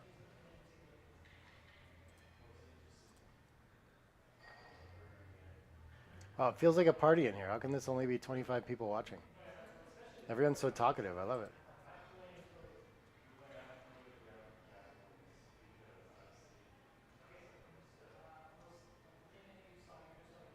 San Antonio is February, if no one answered that. It's always Super Bowl weekend, which I think is also always before. Oh, he's going to leave a blot in front. A little bit of an overplay here. No need to get hit and lose the racing lead is the issue, but I mean the distribution's a little better for attack and things like that if he needs to. I do remember John tending to play these like more bold plays in general. 6-5 is going to cover and then have to send a blot behind anyway. But yeah, pretty clear plan for John now with a 23 pip lead, 15 after the roll. I think well, Roberto's just going to escape to a losing race. I would have thought that he needs to make a board point and keep the contact. But now this feels like with a 15 pip lead and threatening to escape with a set, like this should be a fairly clear cube for John. Actually only 23% though. These trick me, these outfield holds are just like a little bit weaker than they look to me apparently. 6 ace is going to slot a bunch of points, okay. Not bad for John. And 3-1 gets to make that 5 point. Twice, okay. Good enough. 4s, if it could clear contact, it would. So I guess it's just going to have to give up the 13 instead. Good enough. Cover, and then we can just play 8-4. We're not really playing for contact.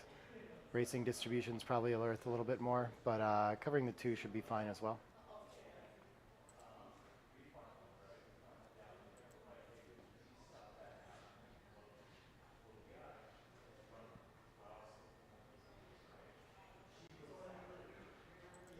Double 4s is going to get us closer in the race, but still stuck 18. So, and he can't move anything from the midpoint. This is really awkward.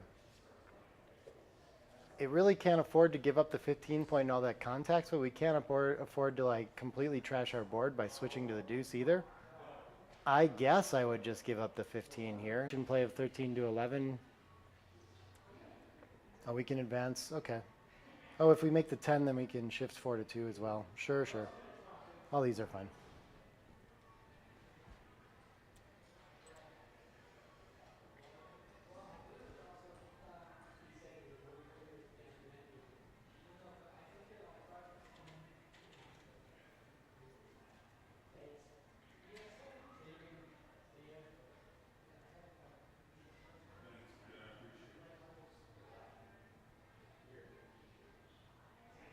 Yeah, this is a funny one to spend a lot of time on though, since like, I mean, it must be very marginal equity difference in what we choose here.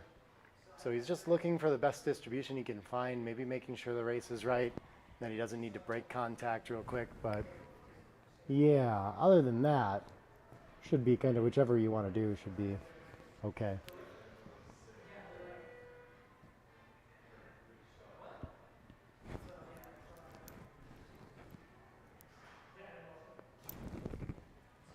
All right, chooses something, and 4-3 can cover and dump to the deuce. Okay, maybe you could play in. Yeah, this is probably better. Saves a 6. We need contact.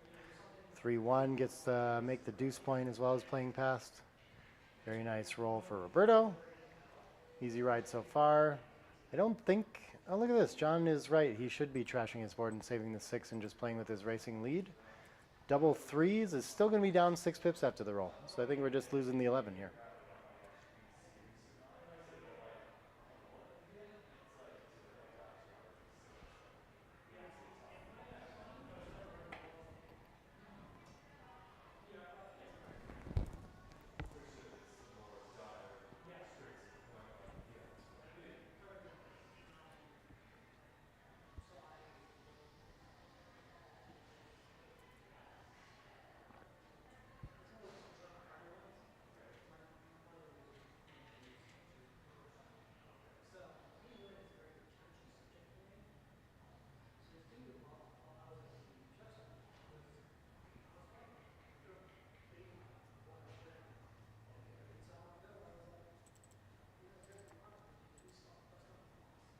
Five, 6 gets to clear safely finally to a leading race, 17 pips. Clear cube coming after this, most likely. Double check the race real quick before he breaks contact.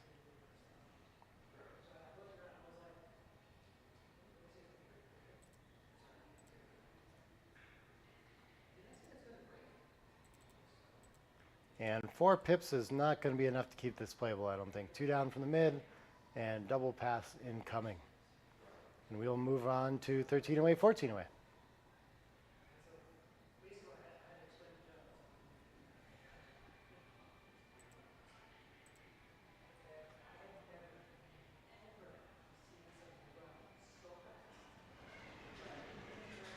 $13 pip deficit. So, I mean, there is always the potential that Roberto miscounts this brutally or something and ends up taking it. But if he gets it right, it's all the racing formulas are going to be pretty easy pass. Should be an 8 pip point of last take, and he's about 5 past that. So not really close on any sort of window with any adjustment that you might make here. Clearly outside with 82.5% wins. And yeah, Roberto going to let it go. So on we go to the next game. Oh, did you guys lose me? I hope not. Oh, you both did. That's my fault then. What am I doing wrong? Oh no. Aw.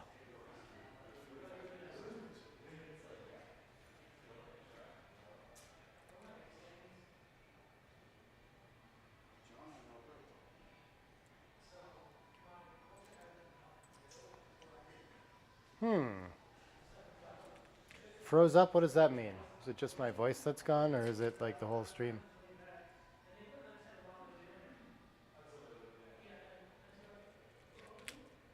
Six one is going to make the bar point. Okay, nice improvement. 3-6 can make the 3 points.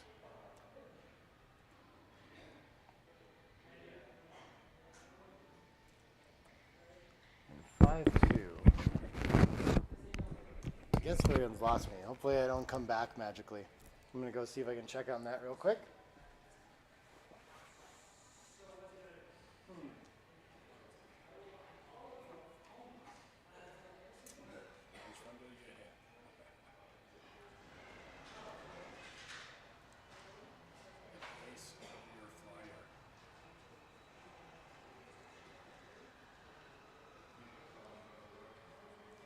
Yeah, he loses more pips if he had the ace.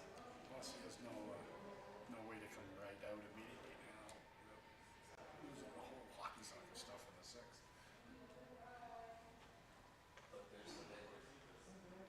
I just watched Roberto BC Woolsey on YouTube when we were playing. I was watching Roberto. Yeah, that one.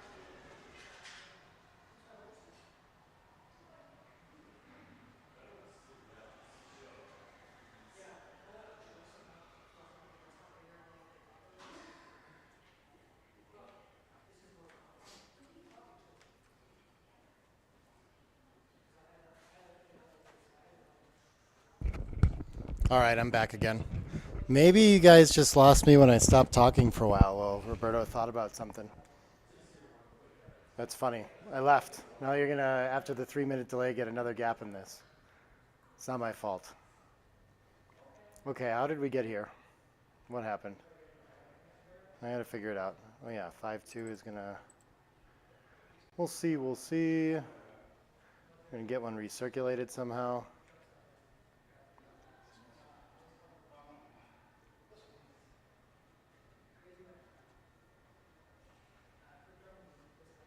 John going to snap this up with the stronger board. Okay, with 3 checkers behind the prime. This is an interesting cube. It's not completely clear to me. Hope I can get back to this position somehow.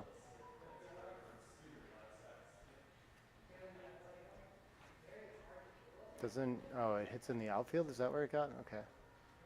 Yeah, this is 2 anchors, but not enough time to deal with this. Both behind a 4 prime. Lots of problems for John here. 2-1 can make another blocking point and force 6s to play awkwardly. So that's a nice one for Roberto. 4-2. I guess, would we rather be hit on the way? I don't know what to do with this. Maybe we can play 7-3 and 24-22 and just try to play forward, but not a good position to be in by any means.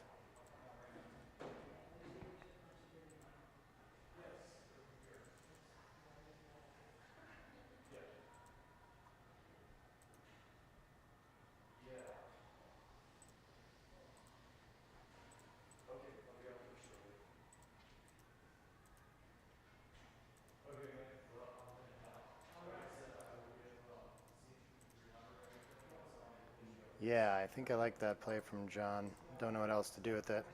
See what XG thinks here. Yep, the best we have. Tempoing is not too bad. 6-5 running seems fairly clear. And what is the 6-1's gonna pop out? And okay, yeah. Just go in for some flexibility. And Roberto has a 2-1 to play and has to decide if he wants to hit or not. Guess against a 4-point board, there isn't really any safe play though. Seems like we should hit and clean up probably.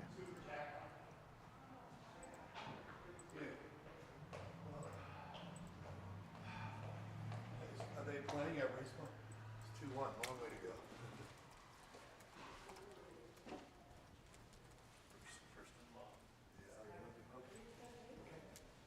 So he does end up going for that hit. That's the best play. And John gonna hit back with a 4-6, okay. Nice shot for him. And Roberto enters with double fives and is gonna get to hit again. He could make the ace, but I think it's better. We can just come all the way around and clean it up. I don't know if we need to prevent the ace anchor, really. Ace-4 is not that strong. Beautiful shot for him. 3-3 can enter and slot, and what do we want to do with the rest of it? We're only down 20 pips, so probably stepping up 24 to 21 is okay and not being attacked back there. But he slots the ace instead, okay. 4-4 is going to open up to that exact attack now. It's going to point on both checkers and risk a lot of gammons. He's really sad he didn't step up after that roll, that's for sure. 3-1 doesn't enter either. And Roberto, big favorite to win a gammon here. 6-2 can't close out the 2-point yet. That's his next goal. But it can play... Oh, sure. For distribution into the 5. So he can make it the bar point, but okay. 3s, 4s, 5s, and 6s are likely going to want to hit loose. Yeah, 4-3 gets to close it with no risk. 4-2 enters 1, and so Roberto will have to be a little bit more careful about leaving fly shots, but just wants to get everything in safely. Probably here we should just enter 2. Oh, that's one way to do it. Could have brought 2 in, but yeah, could also play it down. 5-4 is going to enter, and I don't know if it can afford to kill a checker, but yeah, that's better than popping out. They're very close. Interesting. Doesn't want to give his opponent an easy ride home with some awkward 4s, a 5-4 for example. So this probably is just going to break the 7-point now and only leave fly shots.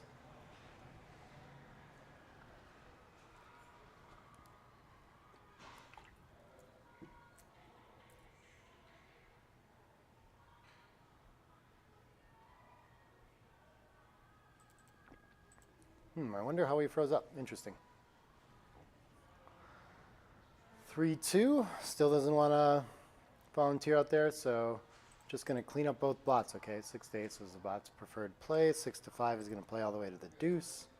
Double 3s is going to bring 2 checkers out at least, I think. Sure, and around the bend, get maximum crossovers, make sure we don't lose a gammon.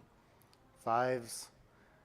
The gammon race could be close here, so maybe it's worth peeling. It's going to be a lot of shots. 6-1, 6-2, 5-1, 5-2, 4-1, 4-2. So probably better to just clear from the rear here.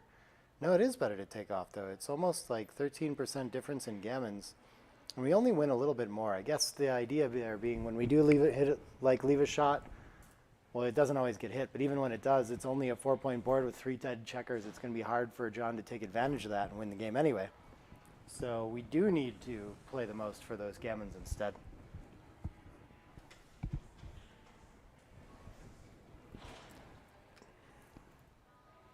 Nice find by Roberto there. 4-2 can make another crossover. 5-4 is going to clear. And we'll see if Roberto can find the gammon here or not. I think John a pretty big favorite to save it at this point. 5-1, 2 off. Yeah, less than 20%. Gammons, 4-1, it's not a great gammon saving roll though.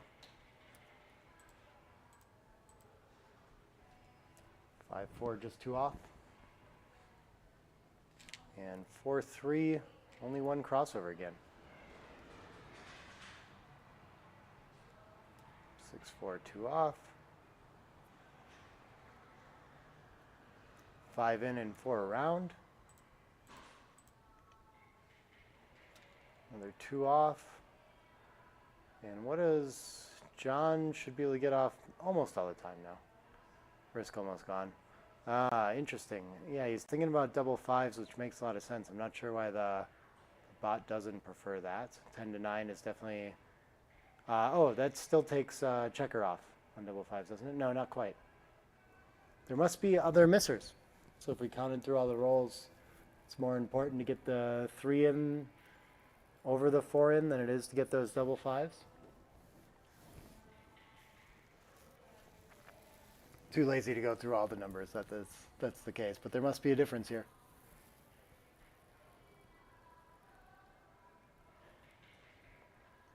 Yeah, I guess 3-1, 3-2 is obvious.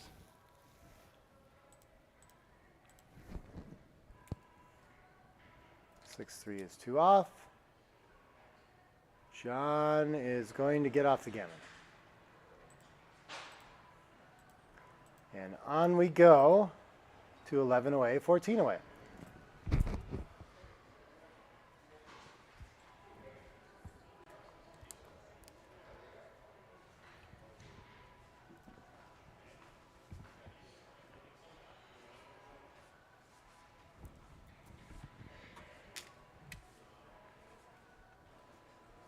Six one to open for Roberto. Gets to make the bar point. Nice blocking point. 3-2.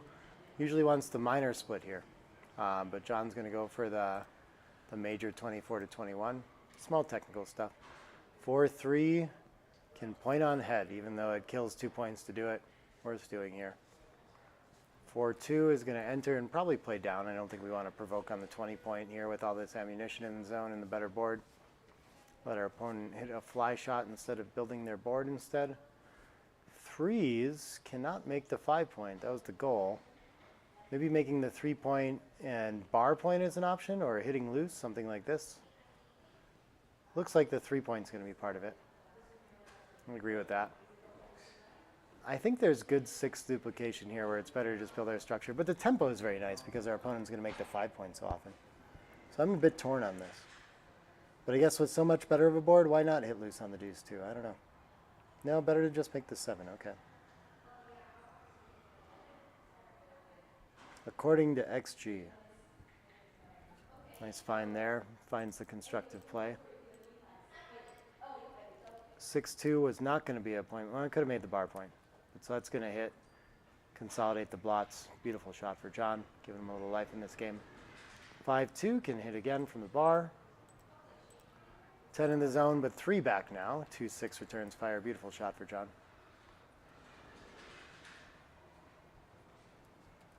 4-3 can't hit back, but it can establish an advanced anchor. That's pretty important for Roberto. 3-1 gets to make a point. Could just clean up the blot, but I think it's more important to work on structure right now, especially with 4 checkers behind it. 5-3 can hit, but then it gives up the midpoint. The 3 is not so strong. I think we still have to do it. But probably just 2 down to focus on building the 5 point then.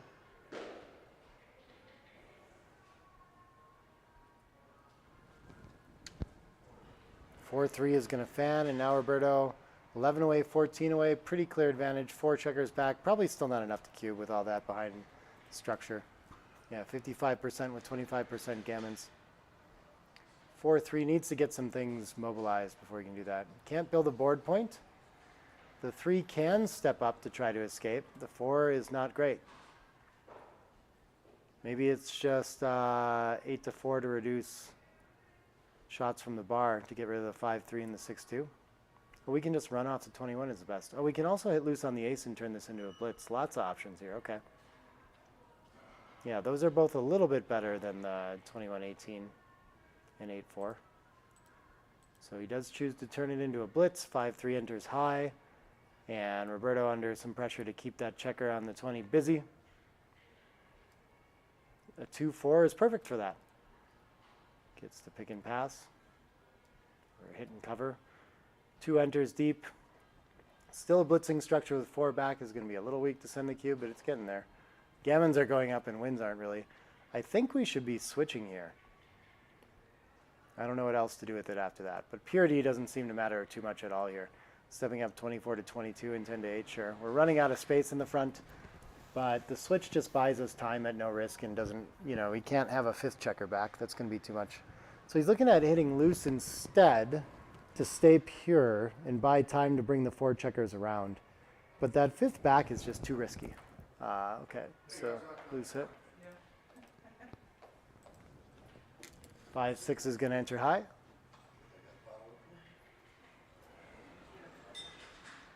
And 6-5 can cover and pop out probably to the 18. Oh, we should play 21 to 15 though. That's very interesting. Yeah, the 5 cover seems obvious. I wouldn't think to come off the anchor instead, but it diversifies numbers a little bit better. Yeah, we've got a lot of restricted movement if we don't. So that's a nice find by Roberto. 6 is fans. What does he have cube-wise now? He has a clear double and still a take at this leading score. This is a tough one to find on the take side, though. He's only like a 2-1 favorite to win the game with 44% gammon, so I think he's probably thinking he's rolling on too good or something like this. But actually, John still has a take. Clear money pass, but at the score, he's supposed to play it. I think the 1 probably wants to hit, but maybe the 6 wants to come out still. Yeah, okay. I think so. This is a little bit too front-loaded. John's going to miss. And Roberto, I'm pretty sure, is just playing on now. He is 216 too good. He went all the way up to 78% to win. 3-2, not sure the best way to proceed here, though. I guess probably just all from the back, 21 to 18 and 23 to 21. Feels like some restricted movement here, a little bit for John to hope for, but of course, whenever this works for Roberto, it's going to be a gammon. 3-2 still can't cover, so I think maximum mobility and just going from the 18.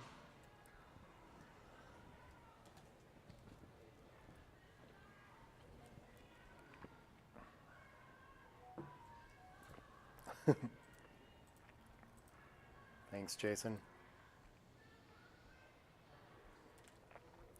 6-1. I feel like we're starting to get into territory where we can consider lifting 5-4. I guess the 21 to 15 should be part of it, though, for sure. And just XG just prefers to play this simple way and keep it going, try to cover. I guess we have enough ammunition to hit back when we do get hit on the 5, too. Fans. 6-2 gets to cover. And Roberto coasting to that undoubled gammon now. 6-2 gets to pop out to the bar. 2 has to play 9-7, okay. 4-3 I think likes coming around from the bed and from the 18. That looks like maximum flexibility there. Only double 2s freezes the checker in the outfield, and even that is recoverable. So now I think we like 14 to 11 and have to play 7-5 to avoid having a bad double 6s. Looking to make sure he has no anti-jokers here on his way in. 4-1 can just safely play into the 6 and make double 6s good again. Double 5s are a little weird though. So we would like to spread out different. 5-2 is going to create the perfect distribution. Play into the 4. Spares are all where we want them. 6-1 is going to, we don't need to, if we can just come home without leaving a shot, we're going to win a gammon. So I think he's going to prioritize maximum safety here. And so yeah, go ahead and clear the 6 point. It's fine. Still a fan from John. Double 2s. So we could just clear a point. We could clear both from the rear and get a little bit odd there. I guess maybe we win some more backgammons. Yeah, clearing is still a little bit better. That's how much the emphasis on the safe ride home is important here. Just let our opponent in. Double 6s. Okay, so now we're going to be threatening some backgammons on a fan. 5-4 enters 2 though and locks up the gammon. And it looks like we'll be going to 9 away, 14 away.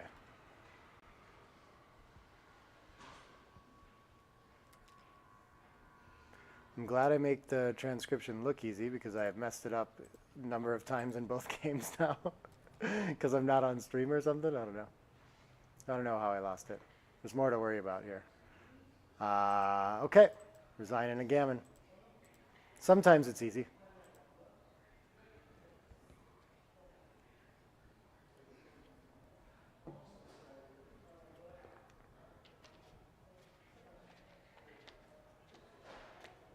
All right, 6-1 to open for Roberto. Makes the bar point. And a 5-2 is going to want to split in response to that. Challenge a stripped 8 point to try to hop that prime. And a 5-4 can point on ahead again. I wasn't sure about it when it was the 4 point. Yeah, splitting is better now. Giving up 2 points to make a deep point is not, like, usually we don't want to trade the 8 point for the 3 point, much less the 8 and the 7. Not a lot of options for John here, just going to enter on the 24 and play down. 6-4 can make the bar point and split probably. He's ahead in the race by quite a bit, so I think he needs to get going. It is a little awkward to step into these 10 checkers in the zone. But yeah, I think it's just time to go. Making the deuce point just seems like we don't want to leave a 6 shot when we're ahead in the race. We'd rather play safe. Doesn't accomplish that much.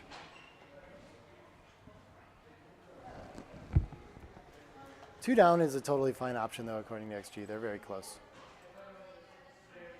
It is risky for sure to split into that stack. John under no pressure against this structure to split though, I don't think. Oh, he's supposed to run. I would have for sure played this 13-9-10-5 kind of option that he has. I think slotting seems like the indicated game plan here when we're down in the race and steer pure. Yeah, something slotting the 4 seems fine too. This is actually sizably behind, but makes a lot of sense thematically in like trying to find a priming or getting ready to attack kind of position. I wouldn't be thinking to try to run to a losing race. So Roberto's going to get to hit and cleans up a blot with it. Yeah, that seems fine. Stepping up seemed okay too.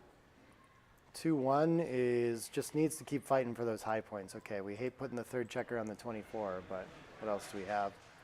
4-1 should hit, and I think just continue stepping up. I think we like all our spares where they are on the front. 5-6, I guess just has to pop out. The 6 can hide behind instead? Interesting. I would have thought we want to come provoke in the outfield, but this is a close option. I guess 3s are duplicated here. They want to attack on the 5 as well. And Roberto with a big match lead is going to have trouble finding cubes here. But this is pretty strong. If he makes the 5 point, he's going to lose his market for sure. And he does have the 3rd checker on the 24, which is always a huge liability to a position. So yeah, this is a usual money pass, which is enough to send the cube at the score and a snap take for John. But yeah, just a small cube, and he found it well. That's tough to do at the score. 6-2 can hit. I guess it probably should still and just run. Yeah, I like that. There was the option to make the bar point anchor, but we can't give our opponent their full roll here. Has to enter on the ace, and then is it worth tempoing 4 to ace? Nothing's particularly attractive. Like, splitting seems very strong too. He's going to go for that. Really needs to not have a 4th checker there. This consolidates a bunch of blots for Roberto. Beautiful shot. And very happy he sent a cube. 3-6 gets to make an anchor for John. He's going to be happy there. And buries a checker to the deuce rather than giving something another piece of structure up. Slotting the bar is okay there too. Aces could send 2 more back. Our opponent has decent timing for a 24-21 anyway, so maybe why not? Just overtime him now. But actually XG prefers to just break the 8. It's close.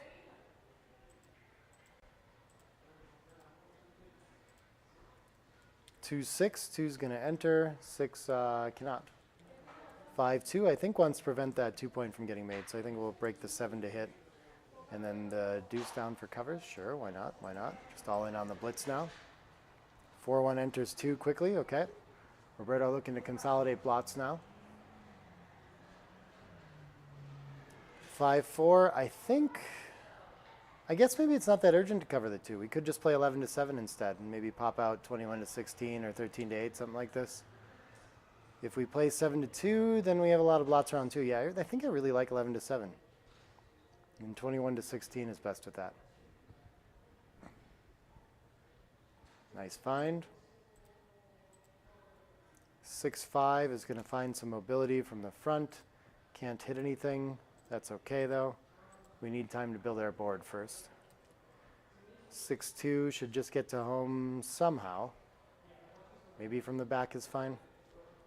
Oh, interesting. 8 to deuce is better here. Not sure I would have thought of that. Double 2s. Okay, board's going to start getting made here.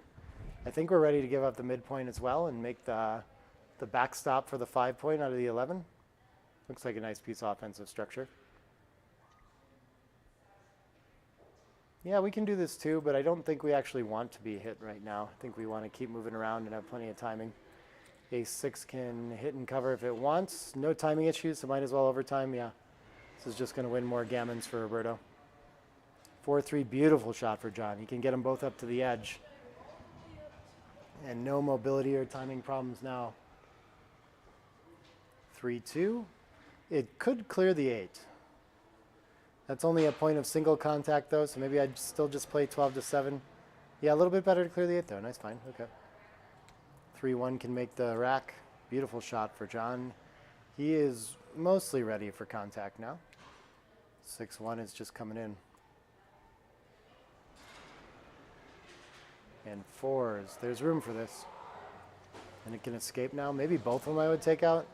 We can slot the 7 and continue to the 13. Interesting. One of them all the way to the 9 is what XG likes.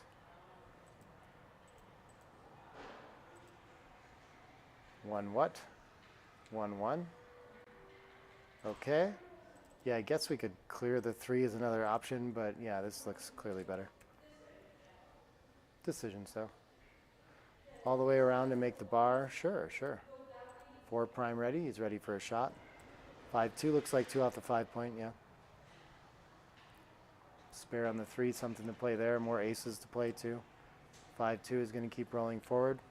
Doesn't have to break the bar yet, but I guess that's going to be the easiest way to roll forward is what John thinks. 6-4, 2 off the 6 point. So some shot levers next roll already. 6-2, not what he had in mind. We don't really like having to bury you to the ace, so it's actually better to run off the 21 marginally here. Very close. I wouldn't think it would be ready to do that. 6-2 is going to get a shot, 2 off. And 4-3 is going to miss. I think he should be ready to come off the 21 somehow now. Yeah. Slots the next best point too. Double 2s, ouch. That is going to hit and continue. Maybe take a checker off and just 5-3 because it leaves us even. Not sure it helps to play another one 5-3 in pre-clear. The distribution just looks better after we take this off. 6-4. So make it all the way. Oh, enter is deep, yeah, for contact and comes around with the 6. Beautiful. And 4-1 is going to put him in the air again. Forced.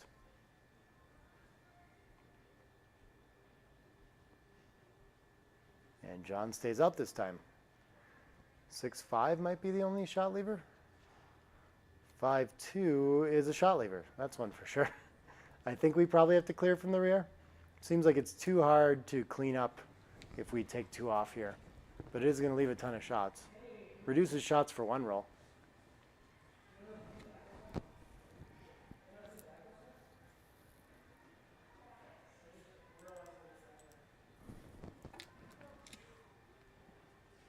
Sixes is going to play around to the 7 and 11-5 to keep everything pure, I'm pretty sure. No need to rush to make the ace. We want to make them in order. 3-1 is going to clean up and even out. Beautiful shot for Roberto. Lots of gammons, some backgammons here. 4-3 is ready to run. Okay. Yeah, I suppose. Better than dumping 2 to the ace or something like that. Just not enough room to do anything else. 6-1. 2 off the 3 point, ready to clear there. But it lost him a roll, so it's a few more gammon saved for John. He is a favorite to be gammon, but it's savable. It's in like under 60%. Yeah, I think because it's close, he really needs to take that crossover of 7-6.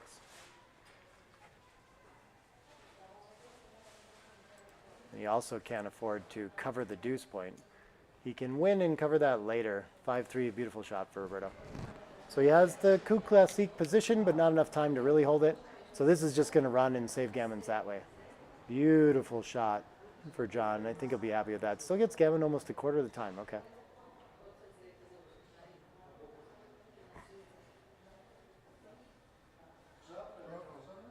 Oh, double 6s is going to threaten it again. 3s are better. Can't do it, and that's going to be gammon for Roberto. 5 away, 14 away.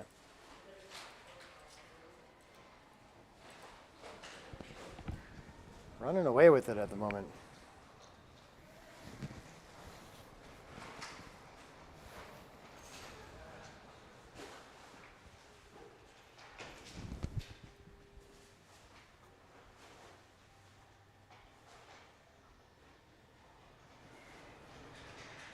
Six, 5 to open for John.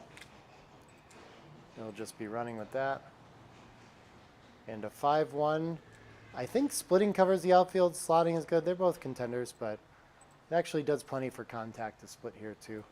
Fives, blitzing open. Interesting, he's actually not supposed to go for this, having escaped the checker. Just 13-3 is better to consolidate the racing lead and don't leave any shots, despite the trailing score and the gammons that it wins. This is a good theme to remember after the opening 6-5, that it can be better to just, it's so often better to just make the 3-point and just try to race. And a lot of times the reason we go for the blitz is just lack of options, really. But okay, nice shot for Roberto to make that anchor. That's going to keep him in for a long time. 38 pips behind in the race now. So just looking for a way to escape the last checker. Roberto 2 down to contain that back checker for John is very helpful. 4-1. He really wants to step up 24-20 and doesn't have room for much more. But where's the ace then? We have to volunteer. Wow, it's actually better to just play them both off the 8. 8-7, 8-4. That's a weird play. Wouldn't have found that. 4-3 isn't doing much for Roberto either. I guess 2 down from the mid. What else do we have? Oh, he can tempo hit on the ace. 11-4 slotting is reasonable too. Hard to slot into the better board, but it's not that strong and we have an anchor, so I can see that play. Feels like we have to come up with something productive here. Feels a little difficult to find the tempo, but I guess that does clearly put us a little further away from escaping. Double fives get away, but the 6-5 doesn't work anymore. 6s fans. 4s is stuck too in a different way.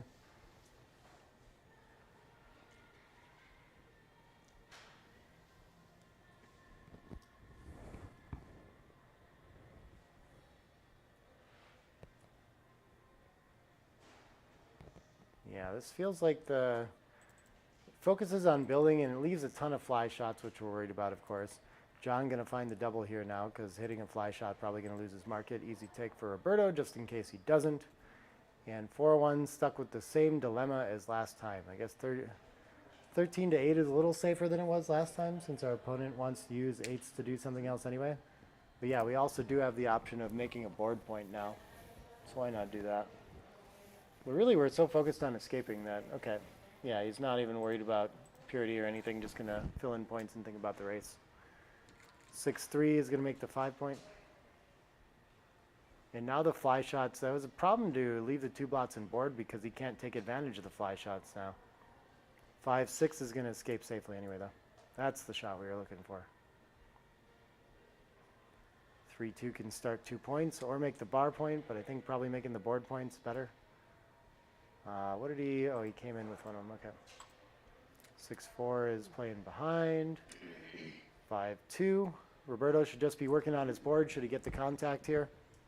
So whatever's going to build that quickest. Yeah, it looks like this, an 8-3 should be nice.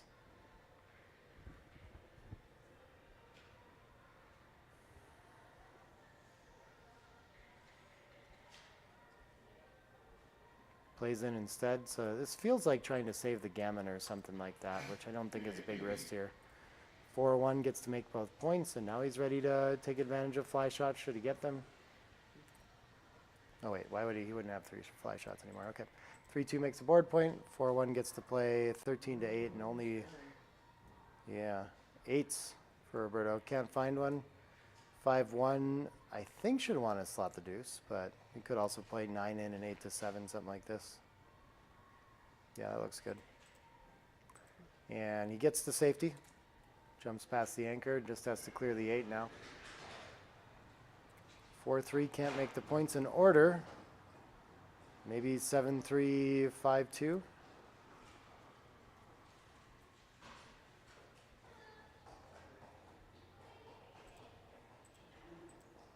And the 4-1 is just going to, okay, yep. Gets the point ready to clear. 4-3, probably playing to the ace now. I think we want to save a 6 for contact. 2 in should be fine as well. They're both very close.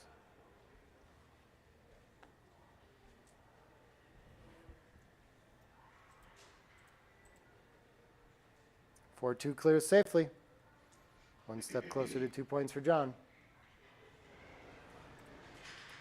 4-3 going to cover the ace and going to be tough to wait much longer. I guess I don't think he wants to come off the 20 though. There's going to be pick and pass with aces. Close decision, reasonable. Doesn't make a big difference as most of it, but 6 ace, so we're happier to leave now that our opponent's left a blot behind. And we will to avoid destroying our board. So actually he's going to close it after popping out. That's fine too. He could just run all the way. Oh, aces is going to punish that. I'm going to switch to the 5 and cover the ace, and that's going to win the most gammons that way too. Just on the off chance that our opponent fans. And he does, okay. 6-5, the only shot lever. So with the gammon race close, I think he can afford to play somewhat aggressive for it. I don't know if there's any safe play anyway, but yeah, I like this. Off the 4 and then 5 to deuce. 5-2 is just clearing from the rear. So I don't think he's a favorite to do it yet, but things are looking okay. 6-1 can even out on the back, up to 37% gammons. So probably still needs a set or a lot of weird fanning from Roberto. Roberto's going to enter. That's going to kill a lot of them, all the way down to 20%. See if John can find it. 2 off.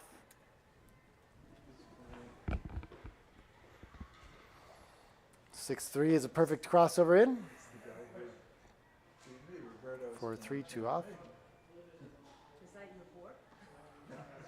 3-2 is 1 crossover. Not exactly what he was hoping for, but should be enough. And we'll see if John gets a chance at 2s or better. 5-4 he will.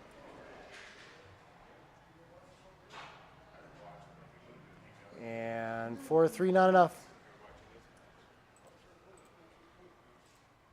So just 2 points, 5 away, 12 away. A little bit more for John to work with now.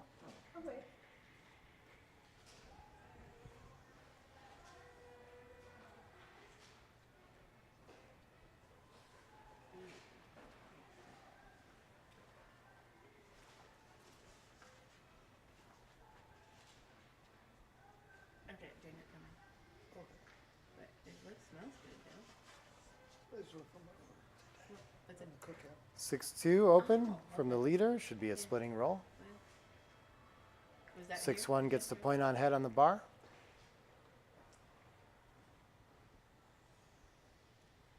And 4-1. I think this is going to want to split for an anchor still, even though we're down in the race. I don't think we want to come in on the 24. Oh, we can slot and duplicate 4s. That's very interesting. Might have come all the way up to the 20. 21 and 23 is a little bit better too. Confusing what to do with the ace. Yeah, this feels very natural to just fight for the best point, but maybe too provocative against the 9 in the zone. That's a common theme after our opponent makes the bar point. That 9th checker makes the blitz more potent, and John's going to pause to think about the cube, and he's not too shy, yeah. 5s is going to turn this into a blitz, and I think, yeah, it's always confusing me whether we make the 3 or the 2. We just make the better point here, but both of them have like a point that's not communicating well. And after a fan with 9 in the zone, this should be a fairly clear cube, and Roberto's going to be happy to pass. Yeah, getting closer to 2 good there.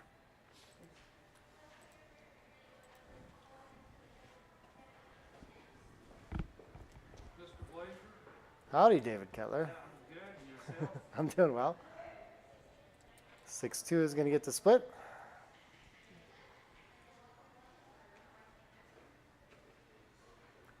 4-3 can't hit anything. I think typical, this looks like the second roll to me, where we just split to duplicate 2s. Why not? 2 up is an option here too, though.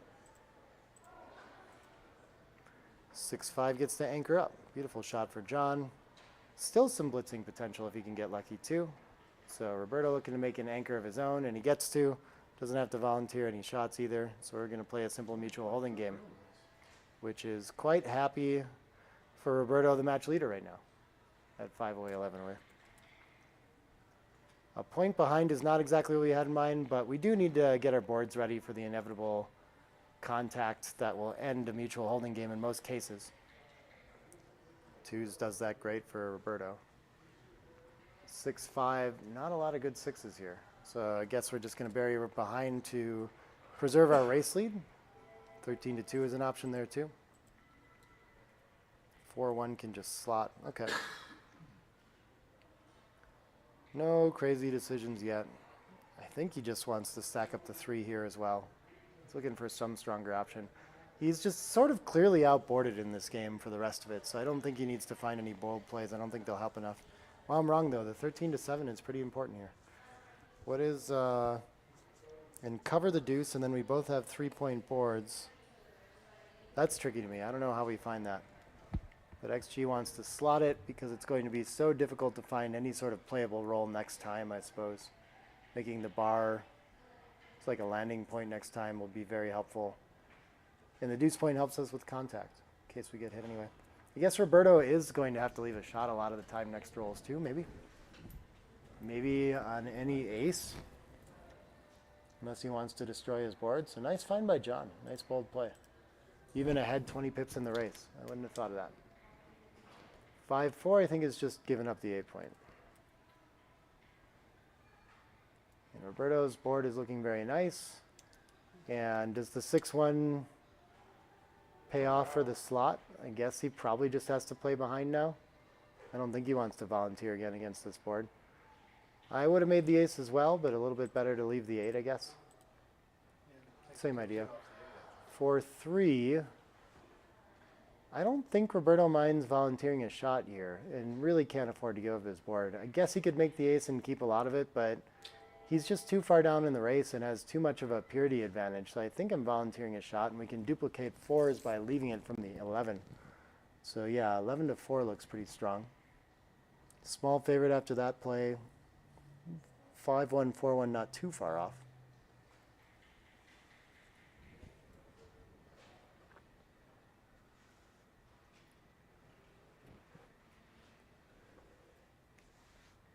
This play feels a little more clear though. We just have like a blot to chase after behind, and we are, if he has the race and the count and everything like that, he's going to know that he really needs the contact and can't afford to give up so much board. But he is going to make the ace after all. Afraid to volunteer there. 6-2. What is this doing? It's just clearing the 8-point because it can, right? Yep. We'll see how it follows up. Doesn't always have to be too much worse. 6-5. There we go. We'll give up the 11. We are stuck with the ace now, but I think 6-5 is going to be a lot worse the other way. 6-1. Not much to be done other than to stack up the 6 at this point. Just looking for a safe ride home. 9s and aces. And most of those are going to be winner for Roberto, even with the ace point made.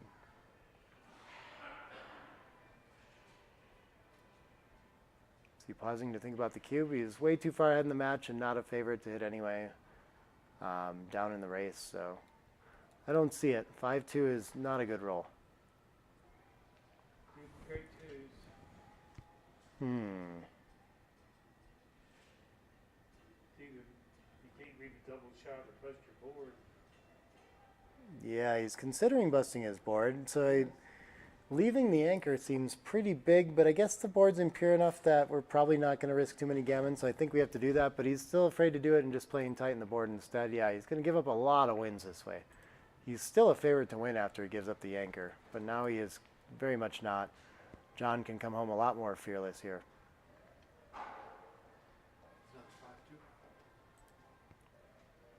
And he's got the right idea with this 5-1, of course. It's time to vacate the 18, make the 6s even worse. Ooh, 5-2 is a beautiful shot for Roberto. Hits and covers, super happy with his previous play now. And after a fan, does he have enough for a cube here? He's only 1 pip ahead. Seems pretty bad. For money, I'd want to send it. I wouldn't be sure if I wanted to take it or not either. But with a buried checker and a lot to bring around, yeah, here it comes.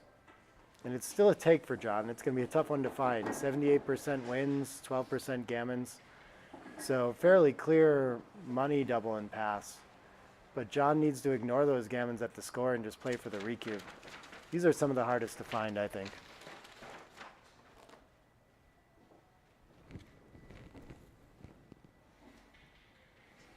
Recube's very potent, though, if he gets back into it. I think I let it go. Can probably turn it with, like, just some shot equity. Plus has it a lot closer to a pass. Plus is a near pass. Nearly a pass, but still a 27 take, yeah.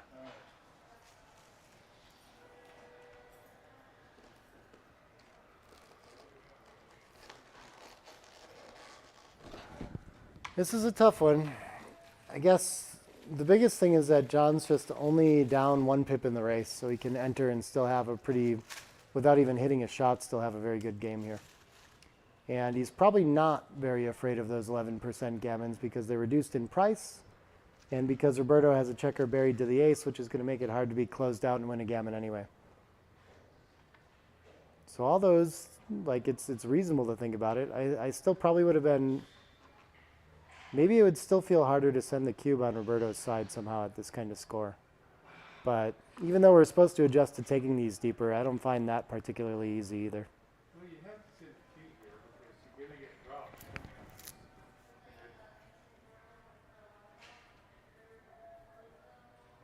Those 3 outside checkers, that cover a lot of ground if they're home. Mm-hmm.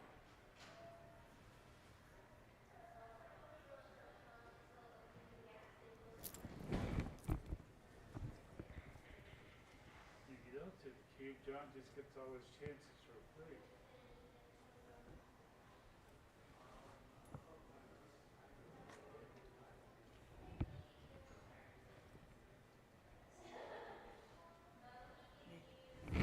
Gave the So cube. you both noted? Roberto is doubling John. Okay, thank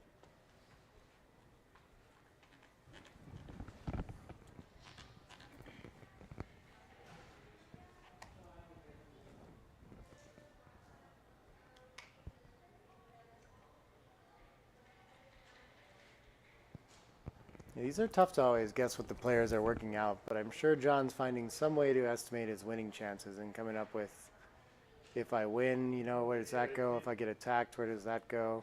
The human calculator. He's Yeah. working hard. Yeah, he tends to come up with something pretty specific and accurate to decide what he wants with the take point and everything, and he does find a very difficult take in this game. Well done by him. 2-1, not a lot of progress.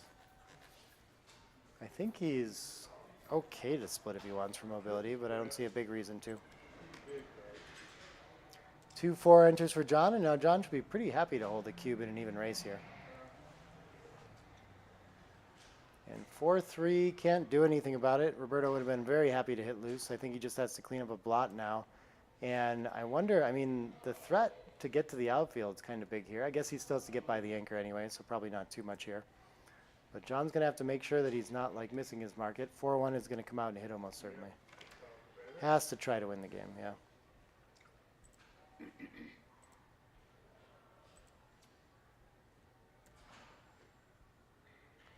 Can't hit back, and now at risk is some gammons too with 14 pips outside.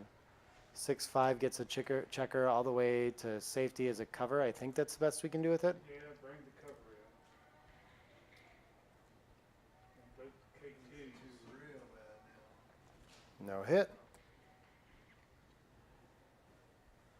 And 5-4 is going to cover, so he's got a little bit of impurity, but with 14 pips outside, it should be like 25% gammon, so probably like low 20s or something like this.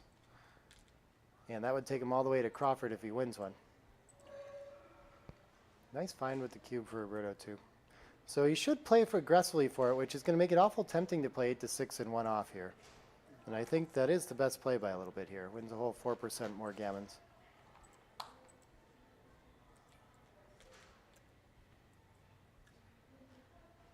Six 4 enters quickly for John. That should save 2 points anyway.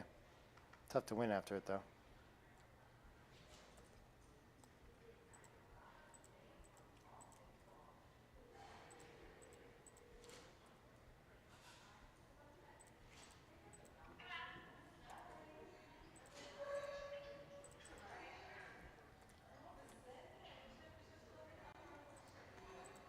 Probably some 4s and 5s to be worried about, but not really. He has plenty of time to get in there and take checkers off. 3-2. Sure, either of these should be fine. Playing for no wins and no gammons.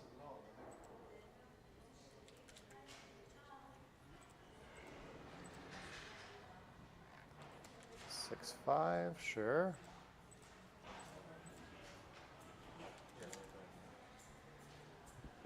And John's going to go ahead and let go of 2 points, and we're going to move on to 3-way, 11 away.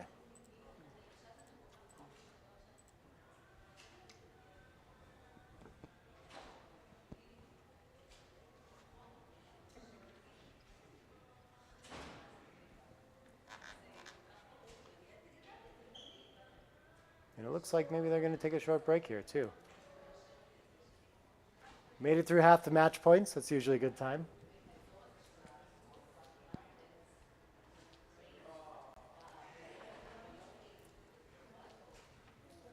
I didn't see either of them walk out there. Oh, there we go.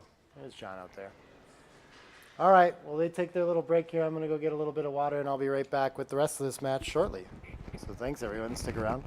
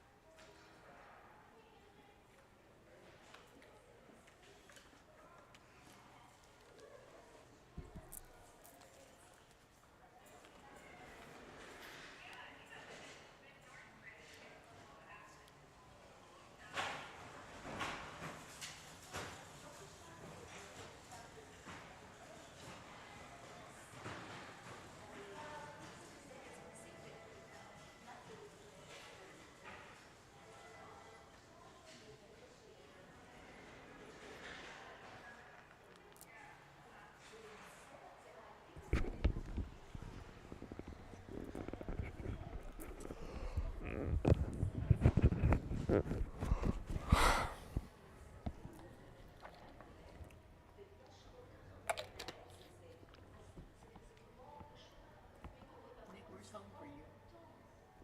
Madison, Wisconsin.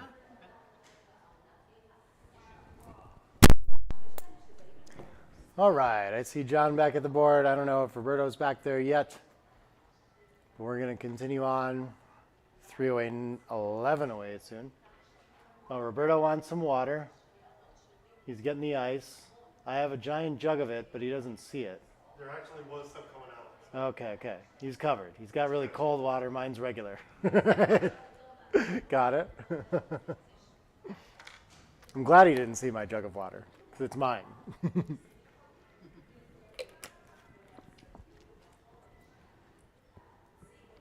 So there he is, walking back to the board.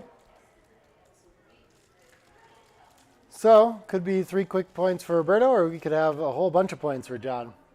Halfway through the possible match points.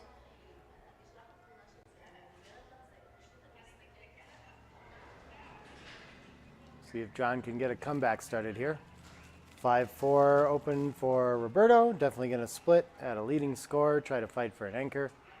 4-3 is going to hit and probably play down to reinforce since the hit came from the 8 points.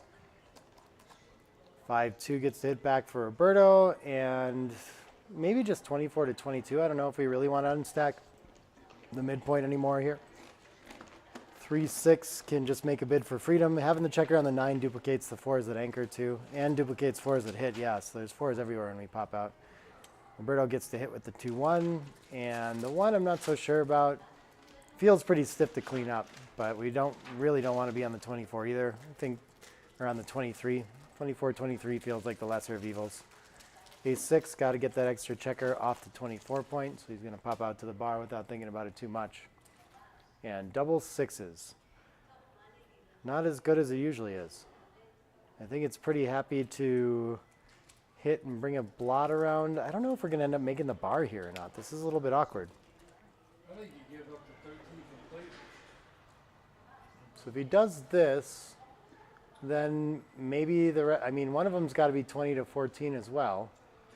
And then it's not super clear which one to clean up, but distribution's a little bit better after 13-7. Yeah, I suppose this works. Yeah. Very good distribution for the follow-up too. John can't hit back. And so very strong advantage for Roberto here on the next roll, but at this kind of score, he's not going to be able to think about any sort of cube yet.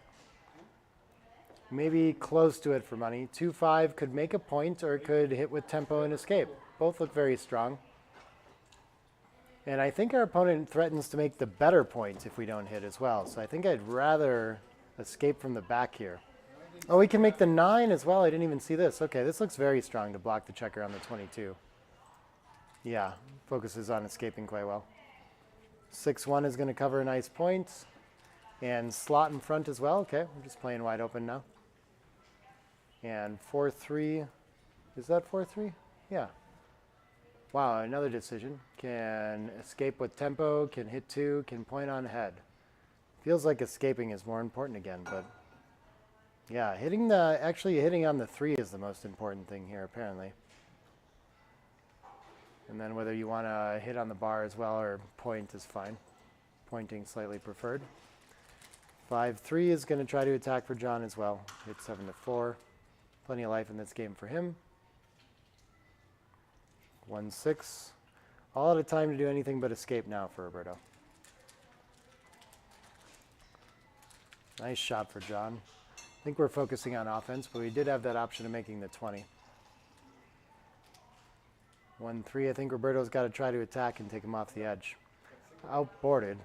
Yeah. Yeah, now what is John wants to send the cube at this trailing score. It's slightly early. He's actually an underdog, but he cancels the gammons well by doing this, which Roberto earns more gammons here. Not the roll he was looking for, but he gets to consolidate some blots and make a blocking point here. But the volatility is sky high, so pretty reasonable to send it. What a shake. 4s is going to hit and cover the 5 and then make the 4. It's a 6 prime. There we go. Okay, that plays itself. You're supposed to hit on the deuce. Not too far behind to hit loose on the deuce, but pretty. Hey, you've got a full prime. Now he gave him a back kick. 2-1 gets to enter, and it's already kind of struggling for timing. So is it so clear we want to hit? I guess so. Maybe you can still go forward here in some ways and crack him. It's not like Roberto has a ton of timing here. So 3 enters and 2, I guess, is going to clean up for lack of options. I'm not sure why we'd want to play deeper there. That spare is kind of poorly placed there. 3-2, I think John needs to let him play and find some cracking roll. So I'm inclined to make the 8, but oh, XG does want to hit here though. No, they're very close. XG is confused about this one. Slightly better to 6-3, 13-11. I guess there is that whole idea of getting recirculated and fanning.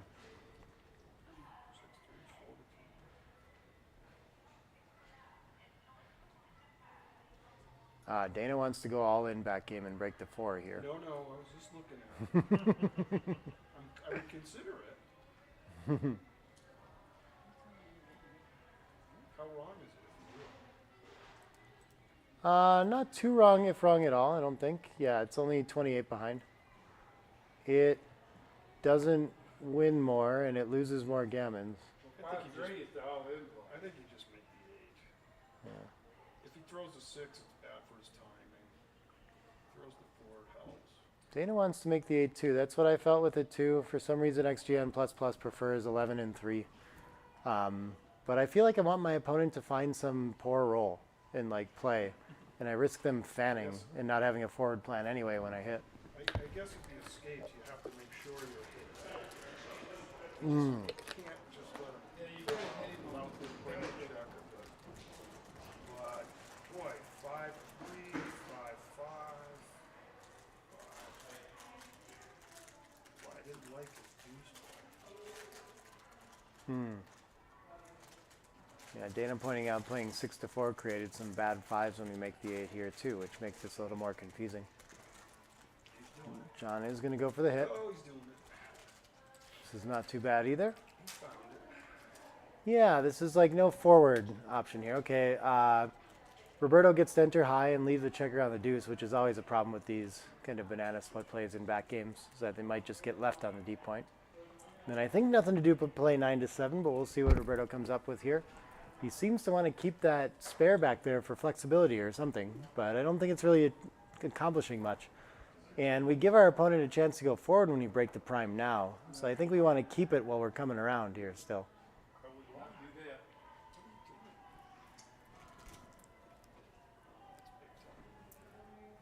The distribution does look a lot better when we play 8-6 or 7-5, but it's just getting a step ahead of himself. Okay. Finds the simple play. 2-5, that would have been fun the other way. Now John is ready to make the 8 point. Okay, yeah, because he can't hit this time. And 4-2 can't run. So it's going to clear, probably needs to clear safely.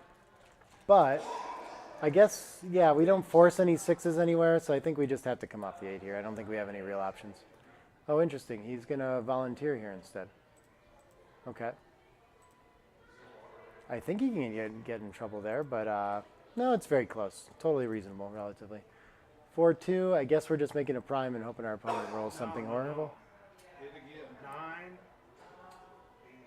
yeah, I mean, just, yeah, I'm hitting. All right. Dana still wants to... You can leave the drill solo. They're very close. Is it?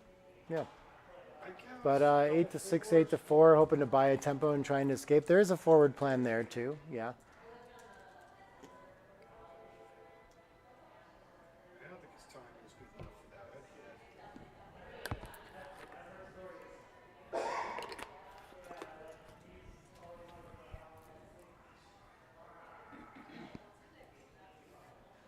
that. Oh, this is a way to do it too. Okay, that's okay. At least when he escapes, he's likely to send us back. Double threes is going to be forced to send one of them. A blunder to have played it that way, to leave him on the board and not have any way to crack, but okay. 3 gets to play an 8-5 looks very nice too, and then I guess the rest, whatever.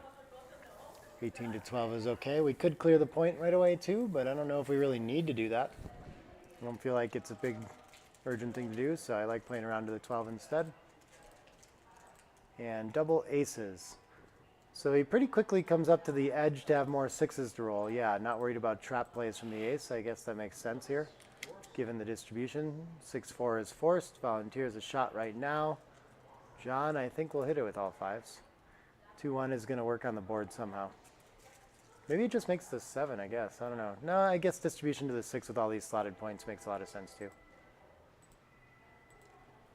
3-2 gets to take a checker off. And John finds a way to hop the prime. Okay, that's going to be important for getting checkers involved. We're going to make the 8 probably with the last one.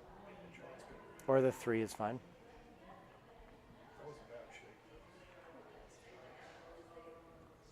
4-3. Can we afford to take 2 off? The 4 is off for sure. And then does it improve our distribution at all to play 6-3? It doesn't really look like it after this. Just kind of looks awkward and stacky anyway. So yeah, 2 off. Best that we have. 4-3 can't cover the next most important point in the 4, so we should bring a builder in range. That's the best way to do it. 6 away. 6-4 looks forced. First double shot. And he can't hit this one. 5-4. Do we want to cover the deuce from here? The 5 looks clear. I guess why not? We got a lot of covers and get that checker involved.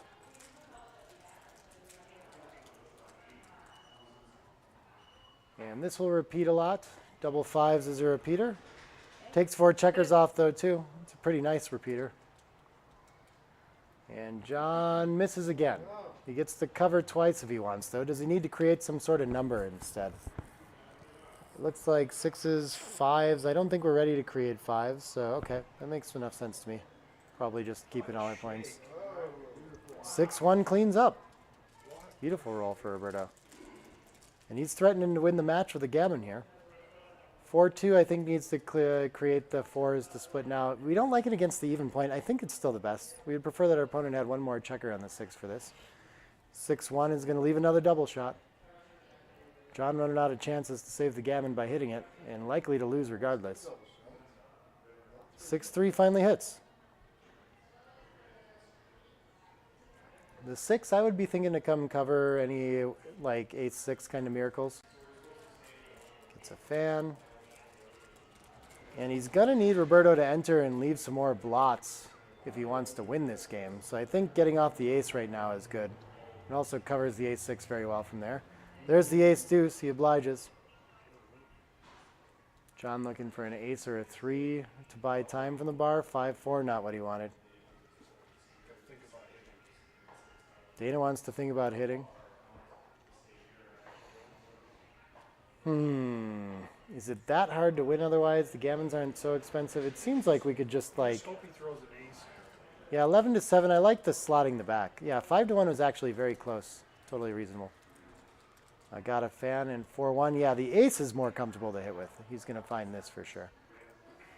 Still keeps a 4 prime in good structure. And Roberto, 2-5 and 1-6 are going to win a lot of gammons. No such luck. 3-2. I guess this is going to cover 4-2 and then probably leave the back slotted. Oh, what did he do instead? He just played around? Interesting. Okay. So he really wants to be hit, but gets double hit instead. This was the risk of not covering either. And no ace for John. Enters 2. Okay, and the gammon race is back on. He wants a deuce desperately. 6-1. Should hit and take one off, right? I think he's coming into a double shot either way, so it's... I think you don't hit. I can't tell if we reduce shots by not hitting or not. You don't go away. Take a bottle. Yeah? It is 50 behind to hit, yeah. I'd have to count through it to see it for sure, but it does help to backtrack the progress a little bit sometimes. 3-2 is going to hit. Send Roberto back again. Roberto looking to escape on a deuce ideally, not an ace. Would rather leave the ace misplaced. 5-3. I don't think John's in a hurry to cover with the 3. I think he should keep flooding the outfield somehow. 20-12 can accomplish that, but slotting the 8 looks pretty nice too.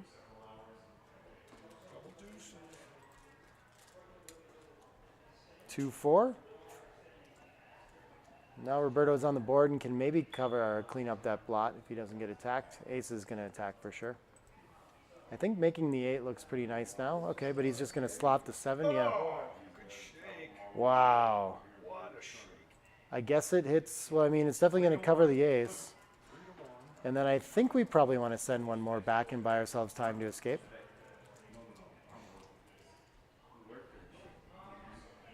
No, wait a minute. Maybe you go 3-2-2. Yeah. Well, Very nice to have those 2 checkers safe on the ace completely. 2-5 is going to enter 2, and Roberto trying to find a way to run around and win a gammon again. A deuce does win, but a 6-5 wins more gammons. He'll be hitting 2. He gets to choose which 2. I guess there can't be a big difference, so why not hit the earlier one? Needs to dodge a 3 or double 6s. 6-4. Okay, there's some blocking points here, so Roberto's not always going to make it by. Even harder to consolidate the blot, so 9s are the nuts right now. Wow, 5-1 doesn't have to come in, so it can advance 3-2, which I think is going to be much better than hitting on the 6. Good chances of cleaning that up somehow. So he's going to have the deuce and a ton of fly shots. Wow, he's a big favorite to win at this point too, still. Still a lot of gammons here too. 2 big numbers is bad. 4, 5, 6. This is hard to count. What's the original position? This is trivially easy. Hit. You gotta do that. Which hit? On the deuce. Yes. Get him out of there. Yeah. What's the original position? Try to get him to enter higher. And it goes into Monday. No way, it's this. Yeah, he's just got to count through the numbers though and convince himself that there's not some difference here. This is like an immediate double shot though. It's hard to reduce by not hitting on the deuce. Yeah, you definitely don't. Because any combination of 6, 4, 5, the match is over. But if he doesn't throw a deuce, any ace you could safety it. It seems. Yeah, this is 100% clear. Seems right. Yeah, when you don't hit on the deuce, then the aces that don't enter are also diversified as hitters. So it seems like maybe almost every number hits after you hit on the 6. I wonder what misses after you hit on the 6. Double aces, but I mean, double fives? 5, 3. No, 3 enters and hits. He's got 9 shakes that win the match. 5, 3 enters and hits. Yeah. Here he's got 9 shakes doesn't. that almost win the match. Doesn't 5, 3 hit? Someone teach Rory backgammon. Oh, never mind. Never mind. It hits with the entering 3. Thanks. Appreciate the help.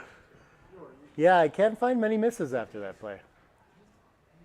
And there are misses here, so I think this is a good decision. 2-3 is going to hit 2, though. Okay, beautiful shot for John. Right back in it.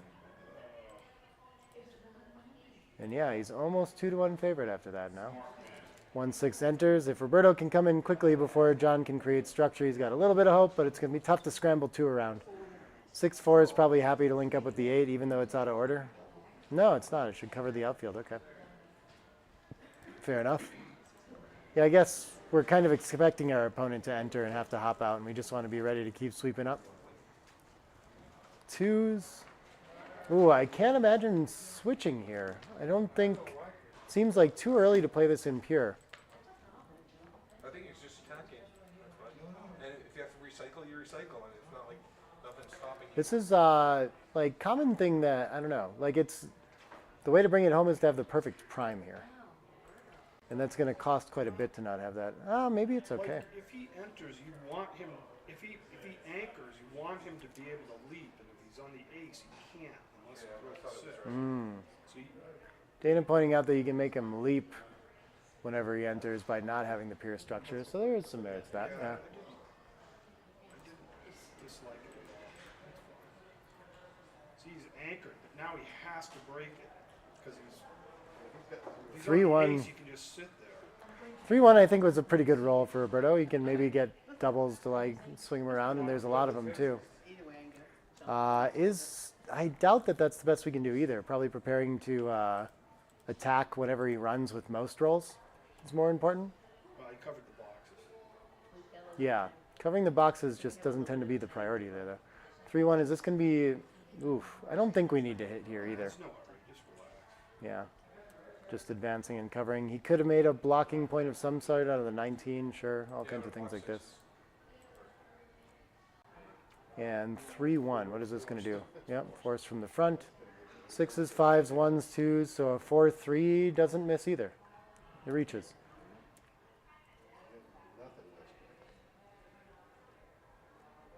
Yeah. 1-6 fans, okay. 6-5 reaches.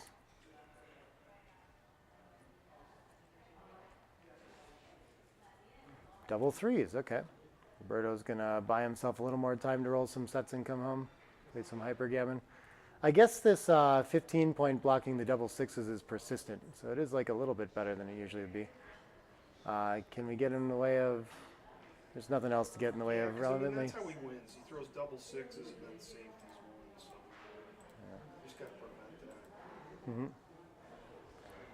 Roberto fans and 6-2. I think we're flooding the outfield however we can.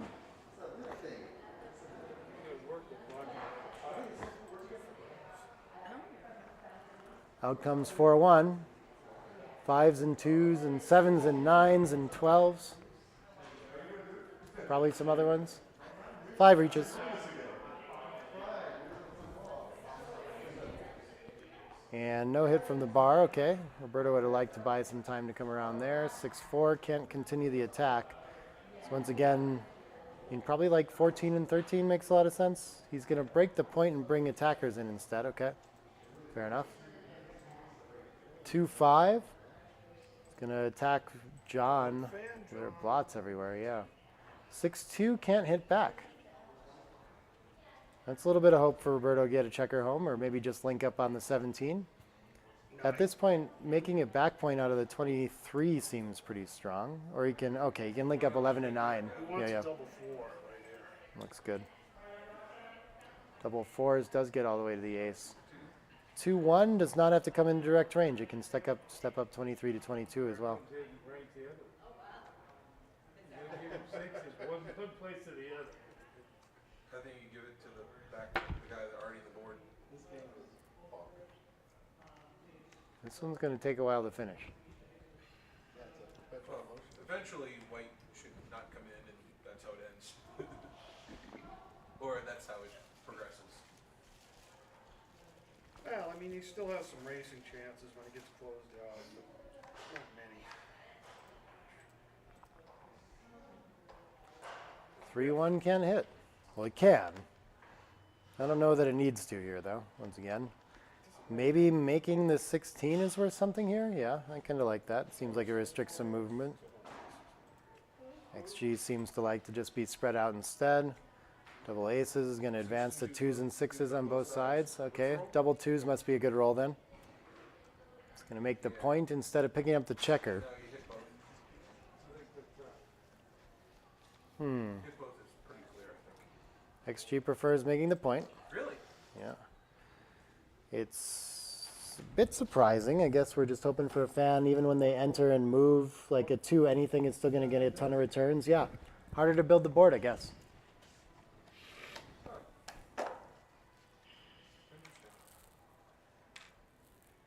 That's actually quite surprising.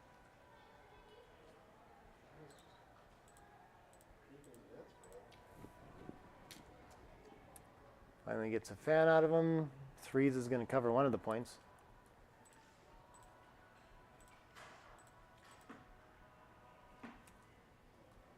Five, 4 to close it out and move this game along. No such luck, down to the 8. More covering numbers, or attacking numbers. 2-4 enters. 6-5-4 to hit. Only a 2-1 misses if it wants to. How big a dog is yellow here? Just over 75% to win it for black. Oh, so it's close to a money take. Yeah, it should be a money take. After he closes them out, I think it's lower. What is it now? This was only 2 checkers up there. He's got a chance for For 2, 78%. Yeah. So it just reached a pass. I think that's still maybe a No, I take. mean, the cube's worth that much in a race. And not going to worry about distribution and safeness too much here. Just wants them on the high points to make sure that he's peeling checkers. As soon as he gets the bear off, leaving shots not a big deal here. Since Roberto only has a 1-point board. Yep, all on high points. That's great for him. 4-1, I think he should just rip a checker here, even though it's hard to take checkers off too often next roll. Double 6s is perfect. Way to do it right there. Wow. That's going to make him a big I favorite. gotta learn how to do that. I need to learn that trick. Oh! Oh, I thought it was boxes. Entering quickly is still pretty strong for Roberto here. 6-4, I think, can afford to just start playing safe. 92% window to win. All right, that's a little bit of life for Roberto. 5-3-2 off. Likely to take ourselves to 3 away, 9 away, unless Roberto can roll some miracles here. This brings a checker into the board. 4 is down.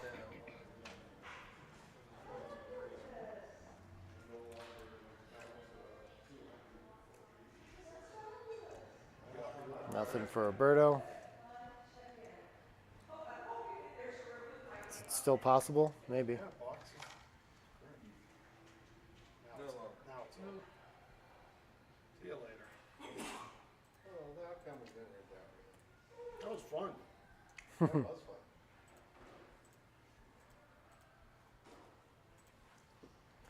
All right, 3 away, 9 away. If he whiffs there, the match is over. There are a lot of those moments. Yeah, he missed the 2 double shots before he did it. Marcy. All right, we're gonna split to open. 3-2 can't hit. Especially at the leading score, the tempo's not gonna be worth it. So we want to duplicate something, and I think this is the best way.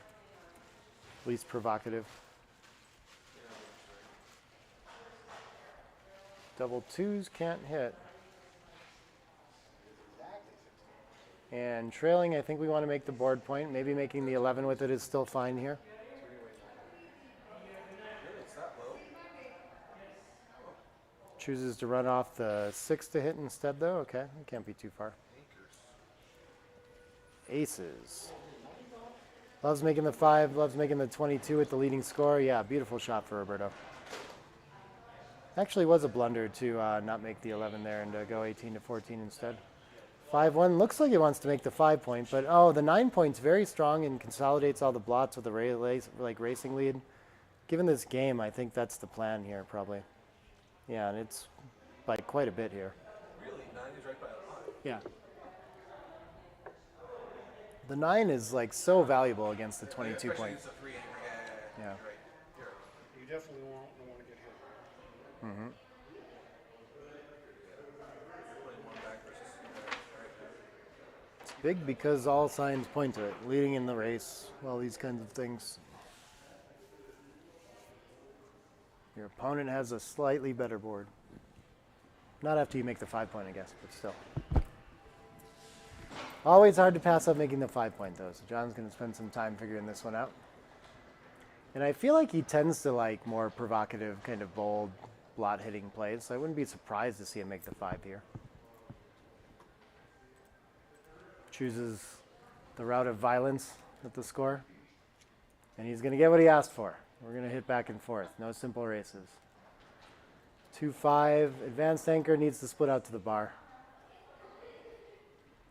3-2 gets to hit and probably just clean up to the 5. I don't think it needs to be more complicated than that.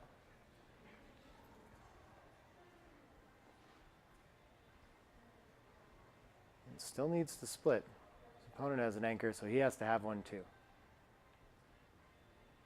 5-2 can't do much finally.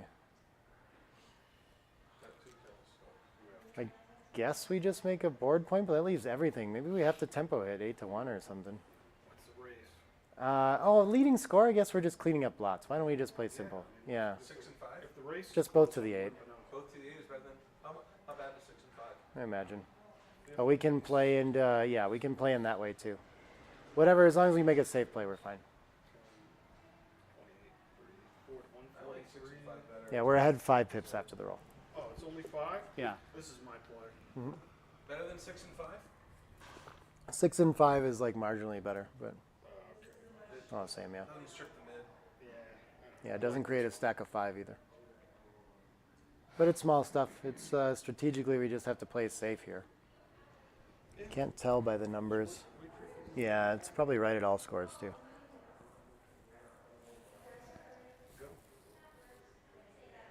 Definitely don't want to get hit. No, it's not good enough. Makes the 3 point, it's not too far off.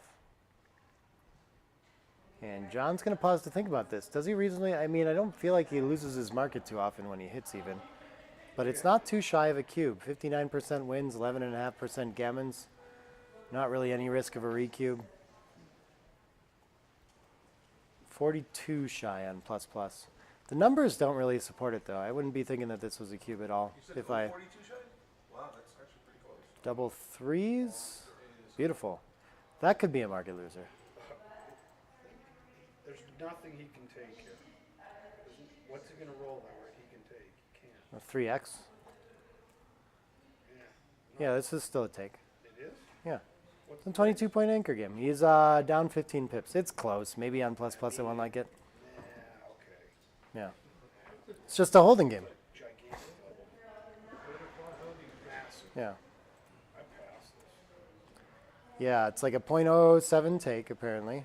Okay, Wow, it's it's right right on on the border, huh? .008, yeah. There is 8% gammons, but only 73% wins. Yeah. I'd pass this. He got extended anyway. Is he trying to fake How him bad out? is no double? 79 double. Nothing's gonna change, so you know. I mean, what, is he just trying to fake him out? Like, this isn't obvious. Yeah, I don't know. I think John probably thinks like me on this one that a 22-point anchor game tends to be a relatively easy take, so you have to have like strong market loser reasons to send it. Not a lot is going to change in this sequence. He Like- almost doubled on the shake before and threw his best number. He thought about it at least, yeah. I don't know. Rip it. Come on, If he Joe. doubles, do you think Roberto takes? Yeah, I think Roberto would have a tough time figuring this one out. I'm not completely certain. I mean, we know, I bet he doubles and he passes. and he rolls it. Okay. 4-1 is not great. 13 to 8. Distribution's a little weird. 6-2 is going to play down and cover. Beautiful shot for Roberto. Yeah, Roberto, I think, would be confused on this one because, like, of course the gammons go up a little bit with a third back, but usually we don't lose that many with a 22-point anchor, so I'd be conflicted with those two things. 4-1, I don't know if it can, yeah, I guess he has a much better board. You can provoke like this, yeah. Yeah. And now there must be like some market loss, but still not a lot of it. Just gonna roll through it again. Yeah, still like the cube's getting really weak actually. It's still a fine cube, but 4-6 probably just wants to come around. I don't think he wants to advance to the bar point. He's still down 15 pips after the race, so I think he's got time to hold the 22. He's still down 15? Yeah, but no, it is best to come off the 22 here. Just create the bar point anchor instead. Wow. I would not have thought that. Yeah, I guess timing's not super clear afterward, and it kind of releases some contact. 18 to 8 releases contact with a 15. It kind of releases the outfield. Ironically, I think he has to double if he comes out with 2. I That's think the best play. if he comes out with 2, It's yeah. so volatile, you have to double. Is that 5-4? Still a reasonable cube after this play. Yeah, so 5-4, this one actually gave him a lot of space to play this. I guess there's a lot of fly shots still, so it's not so bad. But I feel like that must have been a big piece of the problem. What a And John is happy he didn't cube. I think we just link up and keep it simple. No, John's not happy he didn't cube because Roberto was going to pass. Gets a fan, and he gets to play on for Crawford now. 5-4. I really want to know what Yeah. Roberto would have done. I think he would have passed. I would have passed. Dana wants to know what Roberto would have done with that cube, but he will never know. Well, if you ask him now, he's going to say, Yeah. oh, I was taking that. Yeah, you can always ask him. Roberto doesn't even know. 6-2, I think, is just played into the 5.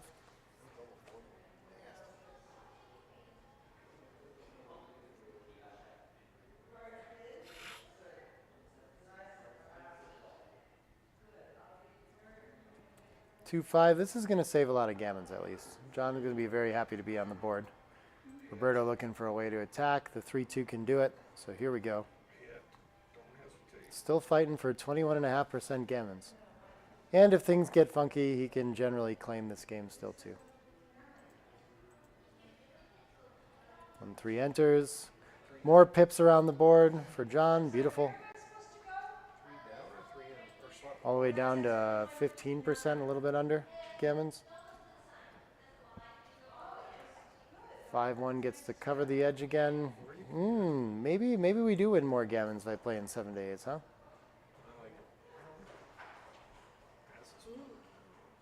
Yeah, they're close. We do win more gammons by playing 2 days somehow, but this is, of course, going to win the most at no risk. Probably after double 5s, he just has to claim. I don't know if there's any point in playing on anymore. What? Of course I'm playing. .003 too good. I mean, what? I guess double. There's nothing bad, right? If there's nothing bad, then we can roll it trivially, of course. Well, But now he gave himself a bet 4. yeah. And so if he has any bad numbers, then he's supposed So to. this might be a pair. I think this is. Double fours. Double fours. Well, he's still a Double favorite. fives isn't good either. Yeah, I'm cashing this. Yep, it's .001, not too good now. .004. It's very small stuff. But he has problem rolls and very few gammons. It's like a little over 4% gammons. Not worth the risk of something going wrong. Just under 93% wins. So he should be going to 2-way, 9-way. I think Roberto knows these as well. If he can come up with any anti-joker, I think he's going to know he needs to cash it. The thing is, they're not really anti-jokers. He has 4 checkers to play.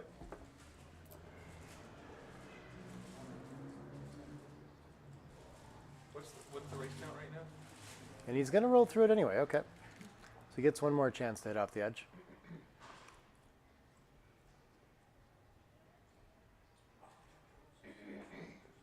Not sure the best distribution here after hitting 7 days.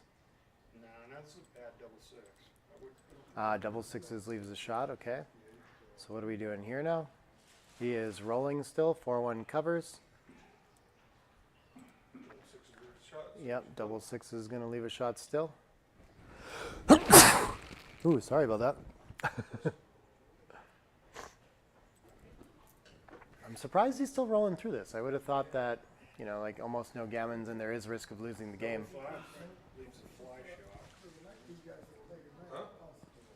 5's no shot. And there it comes. And on to 2-way, 9-way.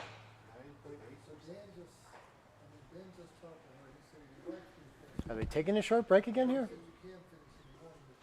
I guess they've been long games, but they haven't gotten that far from 12-4. 3 more points. Maybe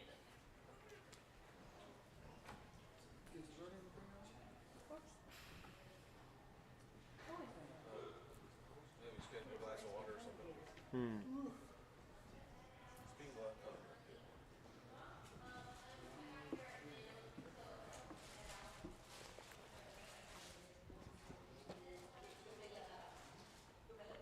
All right back at it.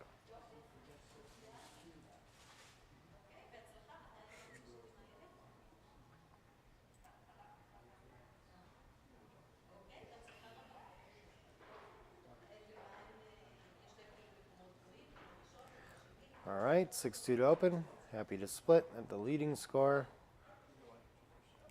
2-1's going to hit and unstack the midpoint. John just looking for any little advantage to send the cube here. This almost feels like enough. I guess if we come in deep, redistributed 13-8, yeah, that's pretty safe. Better to split here, actually. 4-4. Not enough threat to send the cube there. It gets to cover and make the 9 point, or slot the 9 point, make the, okay. 4-1 makes the bar. Our opponent has not advanced their anchor. We have a bunch in the zone. Yeah, sure. Should be plenty. It's actually a very solid cube. Still a solid take, but well in inside our window. Just having the advantage of an advanced anchor against an ace point game. We always know we must be close to a cube when that's going on anyway. if Might John had extend to a one 4 more prime. point, 13-7, do you think it would still be an easy take, or that makes it? Yeah. Roberto's actually considering letting this go already too, but I mean, with no board points made, it's a little bit difficult to pass. Not every number plays comfortably here. Still a lot of liabilities, like a stack on the 6 to develop, so yeah, nice take by Roberto. 5-4, rolls forward, but has to give up a point to do it. Still awkward distribution. Double aces solves a lot of problems. Down 12 pips in the race, so it has decent timing for this. 3-1 is a great shot for John, though. That really improves his distribution a lot. Still, 2 checkers not really in the battle on the 6 point there, but if Roberto ever needs to run, then they'll be ready. 3-1. Okay, can stay out of direct range, sure. Spread out. 6-4. It's going to play to the 3 and get ready to make the next point. I don't think he can afford to make the deuce or volunteer anything here because of John's very strong board. Okay, saves a 6 by playing 6-2. 5-4. Could just slot the ace. Fly shots aren't scary now, but I'm not really so excited to make the ace anyway. What else do I have here? He's just going to slot the ace. Yeah, okay. I don't think it's worth making the deuce, but yeah. 5-3 can cover and put another checker behind. Rolling our board, getting it in order. 6-5. I don't know if we can afford to give up our 7-point here. It's going to be a long ride home without it. Is there any chance of one down and make the ace? So if we go to the 9, we have 6s, 3s, lots of attackers. Maybe it's not so scary. Yeah, this seems reasonable. You could play 13-2 with it as well. 6-1. I don't know. Against a 4-point board, can we do it? I suppose we have to. Yeah, I think we just clean up afterward too. Nice play. Get ready to cover that board point. 5-2. Can't do anything about it. Has room to play 7-5 though, so no disasters for John yet. Berto just trying to find. He's still down 4 pips in the race. Ahead 5 after the roll. So I think it's too close to come off the. Well, we could. I think it's too close to come off the 22, but it's getting scary. We should just cover both from the 8 instead. Yeah, I would have considered it. Aces gets to spread out pretty nice. 5-4 would be happy to hop out and cover the outfield after that, but 2-1 just going to make a board point. The 5-4, was it right to run or not? And make link up? Nope. Not sure what play B is that he's thinking about here. Keeping a spare on the 6 somehow, I guess. But the race is so close and the contact's so inevitable that I really think we need to focus on having a 4-point board here instead. 4-2 is just going to pop out. Well, it could make a 5-point board, but the mobility is probably worth more. 4-3. So now this is getting really ugly. I guess we don't have much but to clear the 7 unless we want to bury a checker to the ace. But 4-point board is good, so maybe that is better actually to bury to the ace. We've set up a pretty poor position here though with that making the ace last roll. Yeah. So I like this follow-up. 5-4 can cover the outfield and leave a bunch of fly shots. 6-5, 6-6, and 13s, huh? That's not so much. I think it's worth it. He's not ahead that much in the race is the only issue with it, but it seems to cover best. Wow. Berto's going to hit the hard way, and if he can get a fan or two, he's going to be coasting towards a 2-point win for the game. There it is. 1s and 2s to hit. 6-6 hits as well. But what does he do with the rest of it? I guess he can play 10-4 and 8-2. Yeah, that looks fine. He has room. Wow, and Roberto very likely all the way up to 88% to win the match on this game now. Yeah, there's no shots. 11s, 12s, and 13s.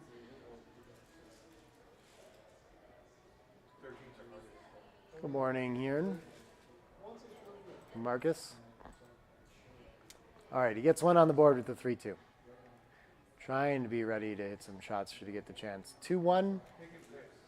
We could continue the ace or we could hit in the outfield instead, but then he risks anchoring up. But how often can our opponent stay on the anchor anyway? I guess preventing the anchor. Yeah, we should actually hit outside. They're very close though. 5-1 enters high. 2-1. Now we can pick and pass, I think, yeah. This one's a little bit better because the checker's still active on the 4, so I like this a lot better than the last one.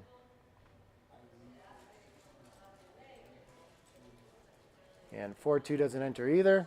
I think he's kept John dancing long enough. 6s is annoying. He dodges the disaster 6s. 6s plays fine now. John enters one. And Roberto's most of the way there. I don't know what his shot lever is here. 3-2. Does he even want to hit? I don't think so. I think it just buys more time.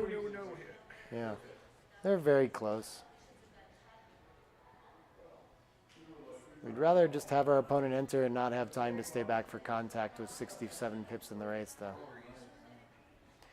DMP stuff to think about. 5-1 can't enter, looking for a 6-5. 6-4 is safe for now. So it's 6-1, 5-1 next roll then. 4-1 makes it interesting, sure. 3-1 makes it interesting. Clear from the back. I think we clear the 4, but that's not crystal clear either. Yeah. 3 off, 3 to 2 is not too bad either. 35 behind. 4-3 comes in and keeps opportunity for a double shot. 16 to 13 with it, I guess. Slotting, sure, that should be fine as well. Lots of 1 and 2 combos. That's not one of them. Just delays. Takes 2 checkers off.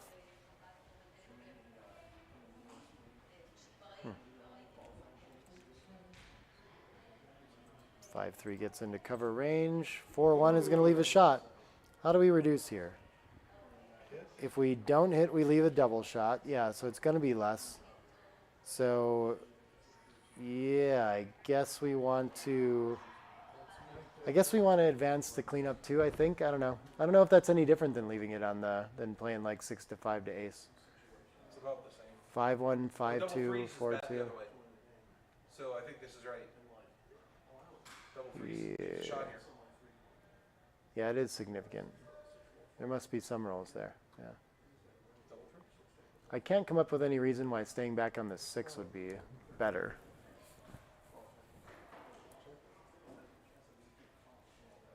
Unless there was some odd even thing there, yeah. So the ace is going to hit no matter what. Then I'll figure out the best 4 with it. Finds it. 6-1, 5-1, 4-1. Any 5. 6-3 is a miss, and that's going to be it. Double aces can put him in the air at least, I guess. Maybe that's hope, but... Or a bunch of double 6s. And it looks like Roberto's going to be advancing.